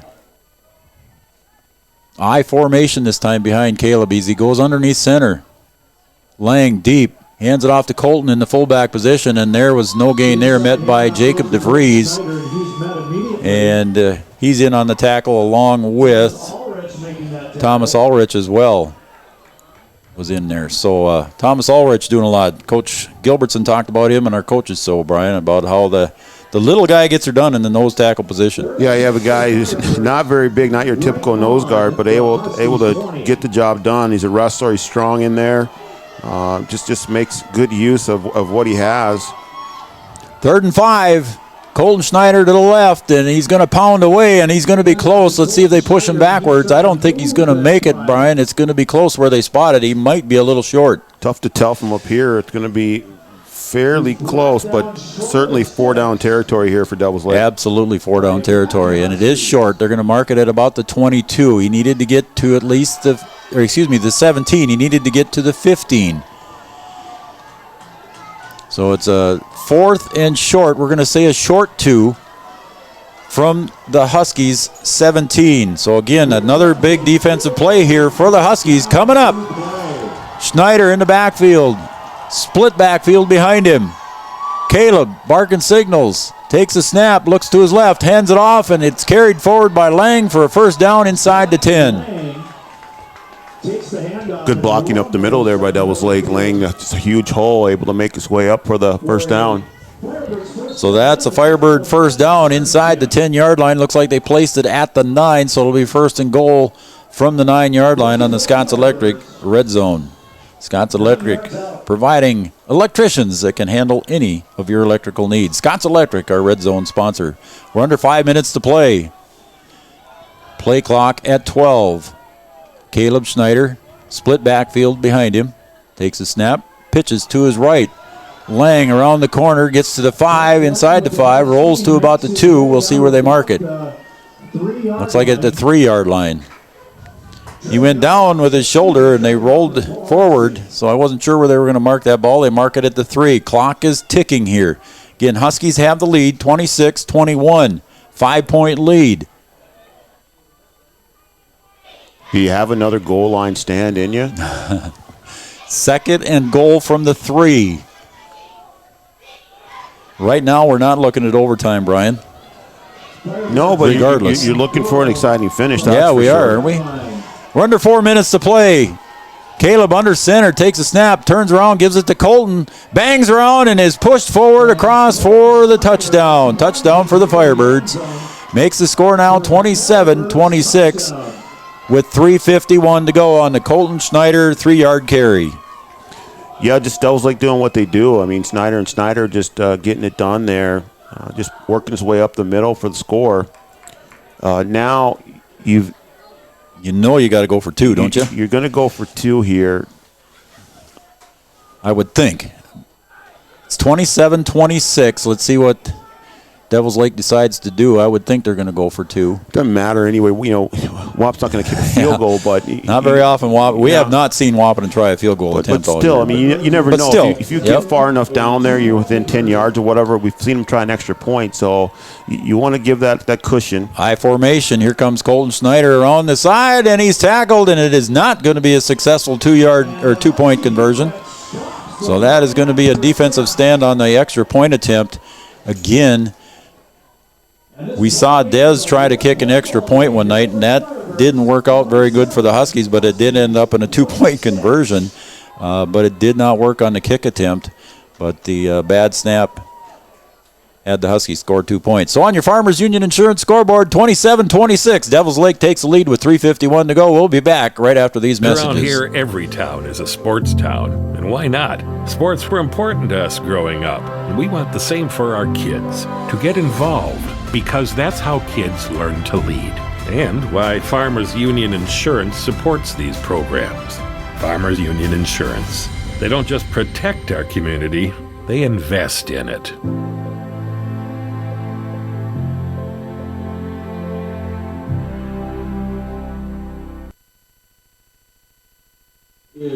All right, we're back here at Frank Burton Field. We got a good one here, 1-point game. Devils Lake leads by 1, 27-26. Huskies back in receiving formation. Heiser to kick it off. And he kicks it deep. Dez picks it up at the 25. Gets to the 35. He's met there, but he breaks a tackle. He's going to go around the right side. He's got the speed. Gets it to the 50, the 45, and he's got 2 defenders to beat. Still breaks another tackle, and he gets it forward to just inside the 40-yard line. So a great return by Dez inside the 40 on the Devils Lake side of the 50. So a good return for Dez there, breaking a couple tackles, Brian. You know he can be dangerous if he works his way a little bit farther to the sideline. He might break that thing. Good hustle by the Devils Lake defenders there to drag him down and save the touchdown. I'm afraid that's Dez on the ground again. Again, after a long run. I don't know if he's getting cramps or what's happening there. It looks like more than cramps right now as Chantel goes out to see what's going on with Dez. Again, the young man, the senior, makes a nice kick return, breaks a couple tackles at midfield, and gets it ahead for another 12 yards. And he's getting up with the help of Chantel Shute, the trainer for Wahpeton. He has got a little bit of a gimp on his right leg this time. So we'll see what happens here if Dez can make it back in. You know the senior running with authority tonight and a little bit of extra gimp in his, or a little bit of extra pop in his step. Now comes back with a gimp in his right leg. You know, he's been productive on the ground, but the thing that's been kind of surprising, he's done well through the air. He's got a lot of receiving yards because Devils Lake has taken Kappas away. So I believe that's Coach Hunter McCall goes out to assist Chantel in bringing him back to the sideline. So An offensive weapon for Schaefer tonight. I think he's got well over 10 catches on the night. And that kick return there was a good kick return for Dez. And so one of your offensive weapons comes to the sideline. Certainly need him in crunch time, and it's crunch time right now. 3:35 to go. Here go the Huskies. Ball at the 37-yard line of the Devils Lake Firebirds. Schaefer, 3 receivers to the left. He's going to roll to his left. He's got to run. He's got defenders chasing him, and a little pitch goes incomplete. And chasing on the defensive side was number 36, and I don't have a number 36 on my roster. I'm sorry about that, Devils Lake fans. So number 36 is not on the roster. Schaefer doing a good job of just throwing that one away to not take would have been about a 6-yard loss there. Let's see what they're calling here. Did they throw a flag over here? Clock is stopped at 3:27 in regulation here. Again, it's a 1-point game. And they are going to throw. Nope, they aren't. Putting it down there. Yep. I thought he was going to mark something off there the way he walked over there and just kind of. I don't know if there was confusion about where the line of scrimmage was or what. The sticks never moved. No. So it's 2nd and 10 for the Huskies. Ball at the 37-yard line. Schaefer sends 3 to the left. Tight end formation with Samuels. Drops back. And he's getting chased again by number 36. Schaefer finds on the far sideline the receiver. I believe that's Arnstein over there. No, it is not. There's Samuels over on the far side. So completion to Samuels. And that gain gives the Huskies a first down as we approach 3 minutes to go here in quarter number 4. A 1-point game. I mean, that's what Schaefer does. He's just able to extend plays with his legs. And that time he's rolling to his right, so a little easier to throw there. Play before he's going to his left and he just wanted to get rid of it, but able to complete the pass and get the Huskies in the red zone here. So the Huskies are in the Scott's Electric red zone. Schaefer in the pistol. Takes the snap, drops back, looks to his left. Complete. Oh, is right in and out of the hands of Trayton Link, and pass broken up there by Springer. Ethan Springer breaks that one up. So we're under 3 minutes to play here in the fourth quarter. 27-26 on the Farmers Union Insurance scoreboard. Clint Gilbertson listening. Thanks, Clint and family. Tracy Davis, Gary, appreciate you guys listening. Maybe Grant's there too. Thanks, guys. Schaefer, standing in his own 21, drops back. Looks across the middle, pass intended, and it looks like it's caught for the completion. And that pass was completed to Trayton Link coming across the middle. So there's been a lot of patterns going across the middle with Trayton Link, Brian, and that one was completed that time. Yeah, we know the Huskies like that route, that little underneath, little slant. They throw a lot of those, and that's kind of their main weapon there, and able to get it at crunch time when you need it. So 4-down territory in the Scott's Electric red zone. The Huskies looking to score here and take the lead with 2.5 minutes to go. Schaefer takes a snap, drops back, looks to the corner of the end zone. Pass intended in the corner, just out of the reach. And that pass was intended for Torrey Ulick in the corner. That would have been a heck of a catch there. Nice throw by Schaefer, just a little bit long. Torrey doing a great job trying to lay out for that one, just not able to come down with it. So Torrey replacing Dez, but it looks like Dez now came back onto the field for this 4th down play, Brian. Here it is. Huskies with all 3 timeouts yet, but 2:11 left on the board. Huskies, 4th and 5. Big play here for the Huskies as they come to the line of scrimmage. Dez, Samuels, Link on the left, Kappas alone on the right. Snap, drops back, looks, pass intended just out of the reach of Dez. Oh, and he holds his head in his hands. He knew he had it. He had 6 there if he'd have made the catch. As there was no defender there, it was just out of his reach. Yeah, just a tough grab for him. Just out of his reach. Good effort, but just not able to come down with it. I didn't see the exact pattern that he run, Brian. Did you see if he ran pretty good on that? I don't want to take anything away from him. But it looked like he's running pretty good. It was just out of his reach. I mean, he's open in the flat and just a little bit high and a little bit out in front of him. All right, this game isn't over yet, folks. 2:07 to go. Huskies with all 3 timeouts. And you know we're going to see a dose of Schneider or Lang. And this time it's Schneider coming to the right. Gets up across just about to the 20, but short of a first down. It'll be 2nd and 1. Now here's where it gets tough. You've got Devils Lake with two really good backs in Schneider and Lang, and you've got to figure out a way to get them off the field. A big gain there on first down. Now going to be 2nd and short. You got to be careful. Yeah, Devils Lake wants to keep it on the ground, but you can do anything here 2nd and short. It's late and you want to take care of the ball, but I wouldn't be shocked if they want to play action and put the ball in the air. You got options. So it's going to be 2nd and 2 the way it looks, where they mark the ball just between the 19 and 20-yard line. So it's going to be 2nd and 2 for the Firebirds. And again, on the Farmers Union Insurance scoreboard, 1 minute, 58 seconds. So just under 2 minutes to go. Devils Lake leads 27-26. Huskies need defensive stops here. They don't want to let a first down happen, or that's going to run out of timeouts by the time they get the ball back. So everybody taking some extra time here as Devil Lake as the referee comes over to talk to head coach Gilbertson, and we've got somebody going out on the field on an injury. It must be somebody over on the other side there, the way it looks. Chantel's running over too. Yeah, they're already off the field. He's laying down over there. Oh, yeah, somebody's laying down. And, of course, we can't see the numbers, so I'm not going to guess who that is, but somebody is laying down on the other sideline on the Devils Lake side. And it's a whistle ready for play. 2nd and short. Huskies showing blitz. Fumble. There's a ball on the ground. Let's see what happens. As Colton Schneider, it was a quick handoff there between Caleb and Colton, and it was recovered by Colton Schneider. The ball went on the ground. Not what Devils Lake wanted. Now it's going to make 3rd and 5. No, you definitely don't want to turn the ball over down here. Just a bad exchange there. Ball popped forward, and able to fall right back on it there.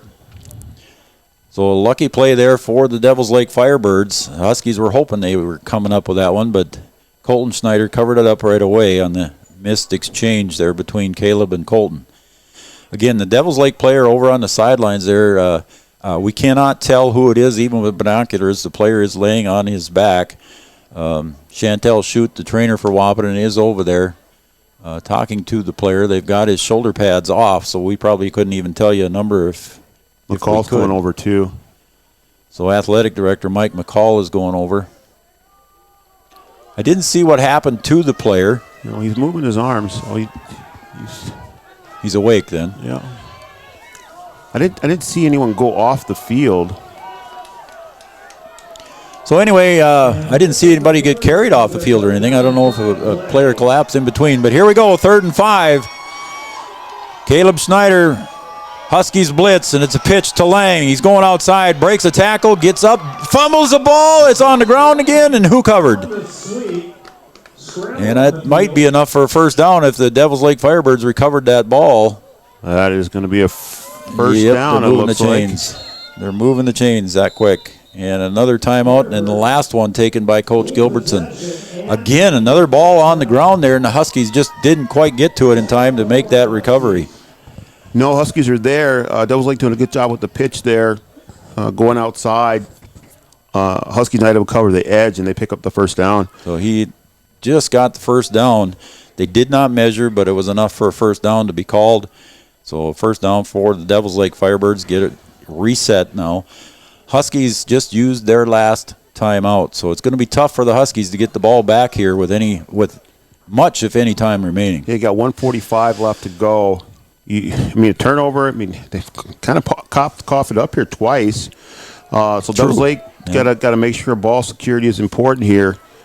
The Huskies are going to be reaching for it.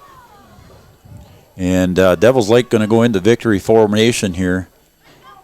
So apparently they think that the time will expire just taking a knee. Yep. So they do take a knee, and 40 seconds starts to tick.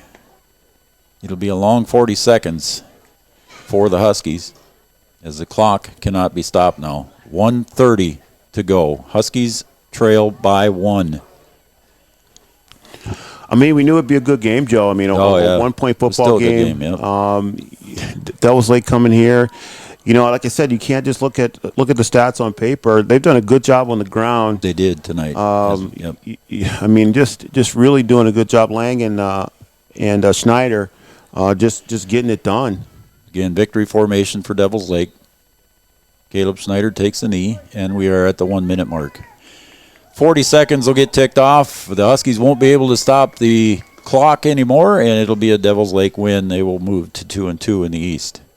All is not lost, though. You still have got a game to finish up here against Central Cass. You've got to get that win. Yep. And see if you can play some extra football. And again, Devils Lake comes out. Caleb Schneider takes the knee, and that will end the game here as the play clock resets. And there's 35 seconds on the play clock, and we're under 30 to go on the game clock. So that'll be it. The players come out and shaking some hands, even though they're not supposed to. I think they're going to end up tipping the helmets here is what they're going to do. But a lot of conversations. I know these guys know each other, and tough, hard-fought battles. So that's going to end the game here as the clock winds down. 5 seconds to go, and that will be the end. Again, the Huskies were hoping to come away with a win. Devils Lake comes away with the win. Your final score here from Frank Verton Field, the Devils Lake Firebirds 27, your Wahpeton Huskies 26. We'll be back for our post-game show sponsored by the Wahpeton All Sports Booster Club coming up next after these messages right here on Three Borders Sports Network. We'll be right back. The Wahpeton Daily News wishes all of the Wahpeton Husky sports teams the best of luck this fall. The Wahpeton Daily News thanks you for supporting local journalism, including the News Monitor and the Daily News. Keep up with local news, sporting events, and personal interest stories in our papers. The Daily News offers an e-newsletter for more information at your computer. Check out www.wahpetondailynews.com for much more information. The Daily News supports all area sports teams and wishes the best of luck this season. Sports injuries can put a damper on a young athlete's high school career. Orthopedic and sports physical therapy is here to make sure you get back to playing the sport you love. Whether it's a knee, shoulder, ankle, or back pain, our OSPTI experts will use their knowledge to rehab and strengthen that injured area for a full and complete recovery. Stay in the game with OSPTI. All major insurances are accepted. Call us at 218-641-7725, or you can find us on Facebook at OSPTI, or check us out on the web at www.ospti.net.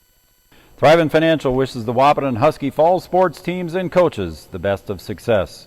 Thrivent is proud to have the opportunity to support this community and help those who live and work here make the most of their time, talents, and treasures.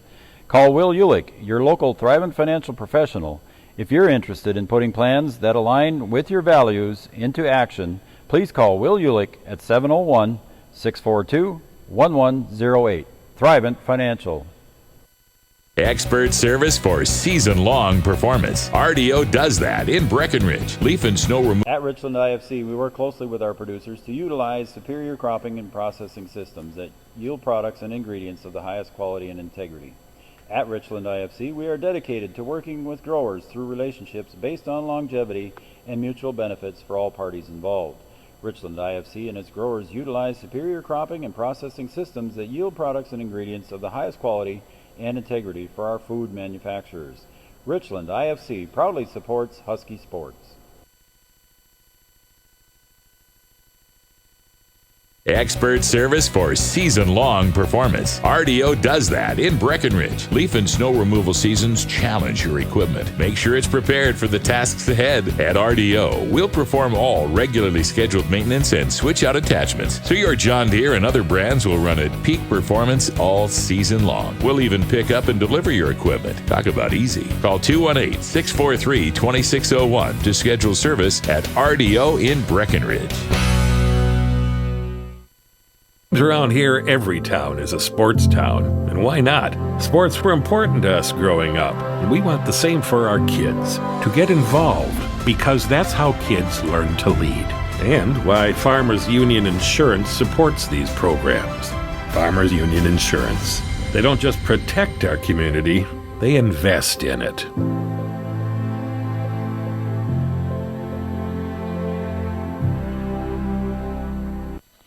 Scott's Electric in Wahpeton is a proud supporter of high school athletics.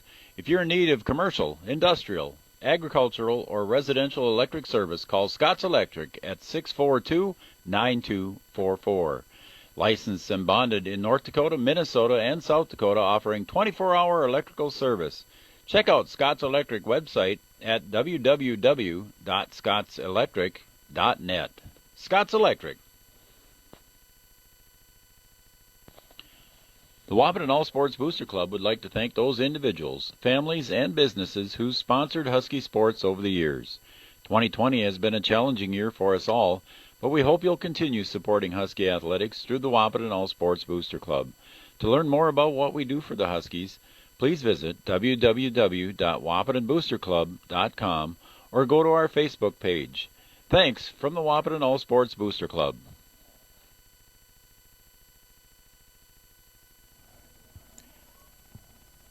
Welcome back to Frank Burton Field, Three Borders Sports Network. I'm Joe Schreiner, joined by Brian Watson here for the call tonight. And we had Ryan Smith in the booth here in the second half. We understand we had some technical difficulties. But don't lose all hope, everybody. We're going to try, no promises, but we're going to try to get that back and get it on our website for you so everybody can watch that. So we will have that if we can. We will do that. And we apologize for the technical difficulties, and thanks everybody for the text messages. And we will do our best to get Ryan back on the screen for us here. So, all right, the Huskies fall tonight, Brian, 27-26. We knew it was going to be a barn burner, and that's the way it ended up with a 1-point game. Yeah, we knew it was going to be a tight game. Both teams kind of evenly matched, right around the same in the standings too as well. And just history shows, that they've played some close ball games. Devils Lake came in here with the same mission that the Huskies had. They needed to get a win. Again, playing against someone who's right around you in the standings, someone who you feel like you can compete with, and they put everything together that they needed to. They got a couple takeaways. They were able to run the ball extremely well. Schneider and Lang just tough to handle, and they did. They put together a good football game and got themselves a win and moved themselves up. The thing that the Huskies wanted to do, they wanted to move yourself up and kind of stay out of that bottom playoff position. But now maybe you go and you play a game that you think you can compete and win at. So that was the score of the game, 27-26. Again, a tough loss for the Huskies, a great win for the Devils Lake Firebirds. Let's take a look here at the stats here real quick, Brian. Schneider ended up 2 out of 11 for 51 yards. The average is 26, obviously. He had a long pass of 35 yards, and he had 1 touchdown. Rushing, Schneider, 3 carries, no yards.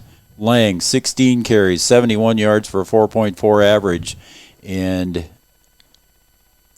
Colton Schneider, I got to remember, Caleb and Colton. Colton Schneider, 26 carries, 190 yards. I mean, that'll get it done. I don't care what level you're playing at, whether it's high school, college, or pro. You're going to put up almost 2 bills. That's a good night's work, and they needed it. If you look at the stats before the game, you'd say, well, there's no way they're going to be able to pull that off. But that stuff doesn't matter. Right. You get out there and you play the game, and the kid comes out ready to perform and puts up a big number. So hats off to Devils Lake and what they did tonight. And like we said in the pregame show, Devils Lake came in scoring, I think, 24 points or 26 points on the season, and here they scored 27. So, again, stats, you can throw them out the window sometimes. All right, receiving for Devils Lake, 1 catch for Lang, 35 yards, and 1 catch for Colton Schneider of 16 yards. Taking a look for the Wahpeton offensive side, Kappas had 1 for 1. He had a completion of 11 yards. I think it was more than that, but anyway, that's what they called it, was 11 yards. Schaefer, 29 of 53, 415 yards. Yeah, I said 415 yards for an average of 14 yards. 4 touchdowns. Man, 459. Oh. Wow.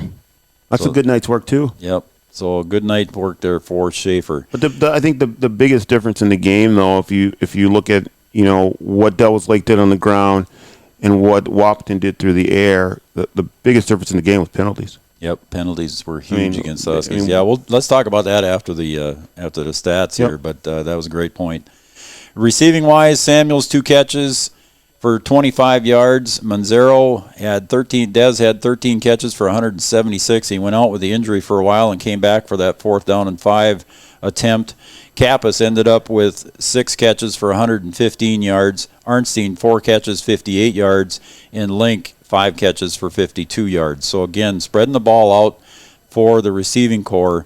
But Dez led the way with 13 catches, had a great night. Yeah, he had a big night through the air. Tried to do a little bit of everything, had the big return on the kickoff too as well to kind of set up a chance to score and take the lead there at the end. But the Huskies just didn't play a complete football game. They played part of it. I mean, offensively and through the air, they did a really good job. But, mentally, I think that they checked out for a little bit. Yeah. They didn't quit, but they just didn't have it together mentally there with all those penalties in a row. And some of those, they hurt themselves, and then they were able to let Devils Lake extend plays and score off of the 1-2 as well, where they got the extra play, and then they were able to score the touchdown. So, couple of unsportsmanlike conduct penalties didn't help either. Yeah, things that you don't need, especially in a football game that you need to win. Yep. Those are penalties that you don't need. All right, take a look at the defensive side of the ball for Devils Lake. Caleb Schneider, 1 tackle. Hofstad had 3 tackles. Scar with 2. Volk with 3. Hintz with 2. Springer had 1. Schneider, that's Colton, had 3. Brown had 1. Leaf had 1. And Tice with 1 tackle. Interceptions, Volk had 1 with no return yards, and Leaf had 1 for 28 return yards. Taking a look at the defensive side of the ball for the Huskies, Samuels with 4. Ulick had 3. Manzero with 6. Kappas with 6. Arnstein with 9 tackles. Link had 1. Owens with 7. DeVries with 9. Jacob DeVries always sticking his nose in there. Ulrich with 1. Thiel with 1. Scharfenkamp had 5. Again, he went out with an injury, but he came back. Jurdevig with 7. Worrell with 3. Worrell had 7. Cluten had 2. Beyer 1. Rosenberg 1. And Solom with 1 tackle as well, and 1 was unknown is what is that. Interception-wise, Dez had 1 interception for a return of 2 yards, and Bo Arnstein also had 1 interception. So, again, Brian, if we look at the totals, offensively, the Huskies led the way, and I didn't have totals in the stats that I got, but I know the Huskies had a great night on the offensive side and defensive side, but just too many penalties. Just a tale of 2 different systems. Yeah. Wahpeton wants to put the ball in the air, and they 450 yards in the air, and Devils Lake wants to keep the ball on the ground, and they get a player that goes for almost 200. So just 2 different styles, 2 different systems, both having sort of big nights in their own way. But like I said earlier, Wahpeton, just too many penalties. Too many penalties. Yep. And just kind of silly mistakes that you don't need in a game like this. And if you clean it up a little bit, maybe it's a different story. But Devils Lake gets what they needed, exactly what Wahpeton wanted to do, get that win and move up. Now, Wahpeton got to figure out a way to finish the season with the win. Got to come back against Central Cass next Saturday, and get the victory. All right, folks, just kind of an update here on the Devils Lake player laying over on the sideline there. He is still down. Just kind of, I don't want to raise any alarms. We did see him moving his arms, but we do see the ambulance just pulling onto the field and on the track over on the opposite side of the field. Again, we have no identification of the player from Devils Lake that is down on the sideline over there. There are several people over there attending to him, and the stretcher is coming out now as we speak. So, again, a tough night here for the Huskies and a tough injury over there on the sideline there. Again, we didn't see anybody come off there, Brian, but all of a sudden they called a timeout and called the Wahpeton trainer Chantel Shute over there to the sideline, and she's been over there ever since. Yeah, I didn't see a player go down. I didn't see anybody, kind of being helped off the field or anything like that. It was just kind of in the midst of play there at the end, where they kind of summoned the trainer over from our sideline to come over and assist. And then you saw the activities director, Mike McCall, headed over there, and I think the principal, Ned Cluten, was also headed over there too as well. So something we don't want to say want to say what the injury is. No, we're not speculating on but that. But the player was moving his arms, so we know he's conscious and able to talk to the medical staff there. All right, that's part of our Wahpeton All Sports Booster Club post-game show, and I also want to thank, and we forgot to mention here during the game here, Brian, Gripper Sports is a new sponsor for us with their new Roland vinyl print cutter that they have. They're making those big vinyl signs for everybody and anybody that needs a vinyl sign made up to 4.5 feet tall. Don't forget they've got Cowboys and Huskies and Warbirds apparel over there and all kinds of sporting gear, so just stop by Gripper Sports right on Dakota Avenue and visit Tyler and Grip down at Gripper Sports. We got our sign there. You can get your sign there. You can get a mask there, too, as well. There you go. According to Mike McCall, that might be something that you're going to need here in the future to even attend the game. So we're just going to keep our fingers crossed here for the winter season, and hopefully the athletes can continue to play. So far, so good, but we're going to have to make adjustments as we go along here. Again, as Coach Brian Watson said, Coach McCall was up here in between first and second quarters and made the announcements of what was going to happen with the COVID regulations going yellow here in Richland County. He's going to limit the attendance at the volleyball game on Wednesday night, and then also Saturday here against Central Cass. I think they're allowing a few visitors to attend on Saturday's game. So we'll be here Saturday for the game. Saturday afternoon for the football game, and then 2 p.m. kick. 2 p.m. kickoff, and then we're also going to do the volleyball game. Yep. On Wednesday, which is not on our schedule right now. No. But we were just informed that we need to broadcast that game. A little bit of a change because of the changes that are made and the limitations that are going to be allowed as far as fans go. So we will have that game on Wednesday night against Grand Forks Central. The Lady Huskies volleyball team will take on the Grand Forks Central Knights. The Knights from Grand Forks Central. So that's going to wrap it up from here. Just a quick update again. They're putting the player on the stretcher over there on the far side. A lot of people over there standing and observing and helping, and we're sure he's in good care right now with Chantel Shute and the Breckenridge Wahpeton ambulance squad over there as well. So there doesn't look to be a sense of urgency, so I don't want to speculate, but again, not a sense of urgency over there. They think they're just taking precaution and just being safe. Yeah, it looks like they have everything under control, everything stabilized. They're just going to try and get him on the stretcher there and get him in the ambulance and then get him to where he needs to go to get taken care of. All right, buddy. Good game here tonight. Again, your final score from Frank Burton Field: the Devils Lake Firebirds 27. Your Wahpeton Huskies 26. We'll be back here for more football on Saturday at 2 p.m. kickoff. We'll be on the air about 1:45 right here on 3BSN. Also, we will have the Wednesday volleyball game here from Husky Gymnasium as they take on the Grand Forks Central Knights. So join us there for that too as well, right here on our YouTube channel. And we'd appreciate if people subscribe to our YouTube channel, Brian. Yeah, just go ahead and hit the any video that you watch out there and hit the subscribe button. You'll be informed when live events happen. You don't need to set your calendar or anything. You'll get a notification when we start streaming. So just click the subscribe button, and that'll get you in line for anything that we broadcast. All right, very good. All right, that's going to wrap it up. Brian, you got anything else? No, it's been a good night of football, good exciting game. Congratulations to the Devils Lake Firebirds coming on the road, making that long trip down here. I know what that trip's like. Making the long trip down here and getting a victory. It's going to be a good bus ride home for them. And the Huskies have a little bit of work to do. Just got to clean it up a little bit. Did some good things tonight, some good things through the air. Put 450 number up, but got to come back and regroup and get things done on Saturday against Central Cass. All right, there you go. There you have it. The summary by the coach. We appreciate everybody listening and watching from your garages, everybody watching from your homes, everybody watching on your pads. We appreciate it. For Brian Watson, I'm Joe Schreiner. The Huskies fall 27-26 in a great game here at Frank Burton Field. We'll see you Wednesday night from Husky Gymnasium. I'm Joe Schreiner. Good night, everybody.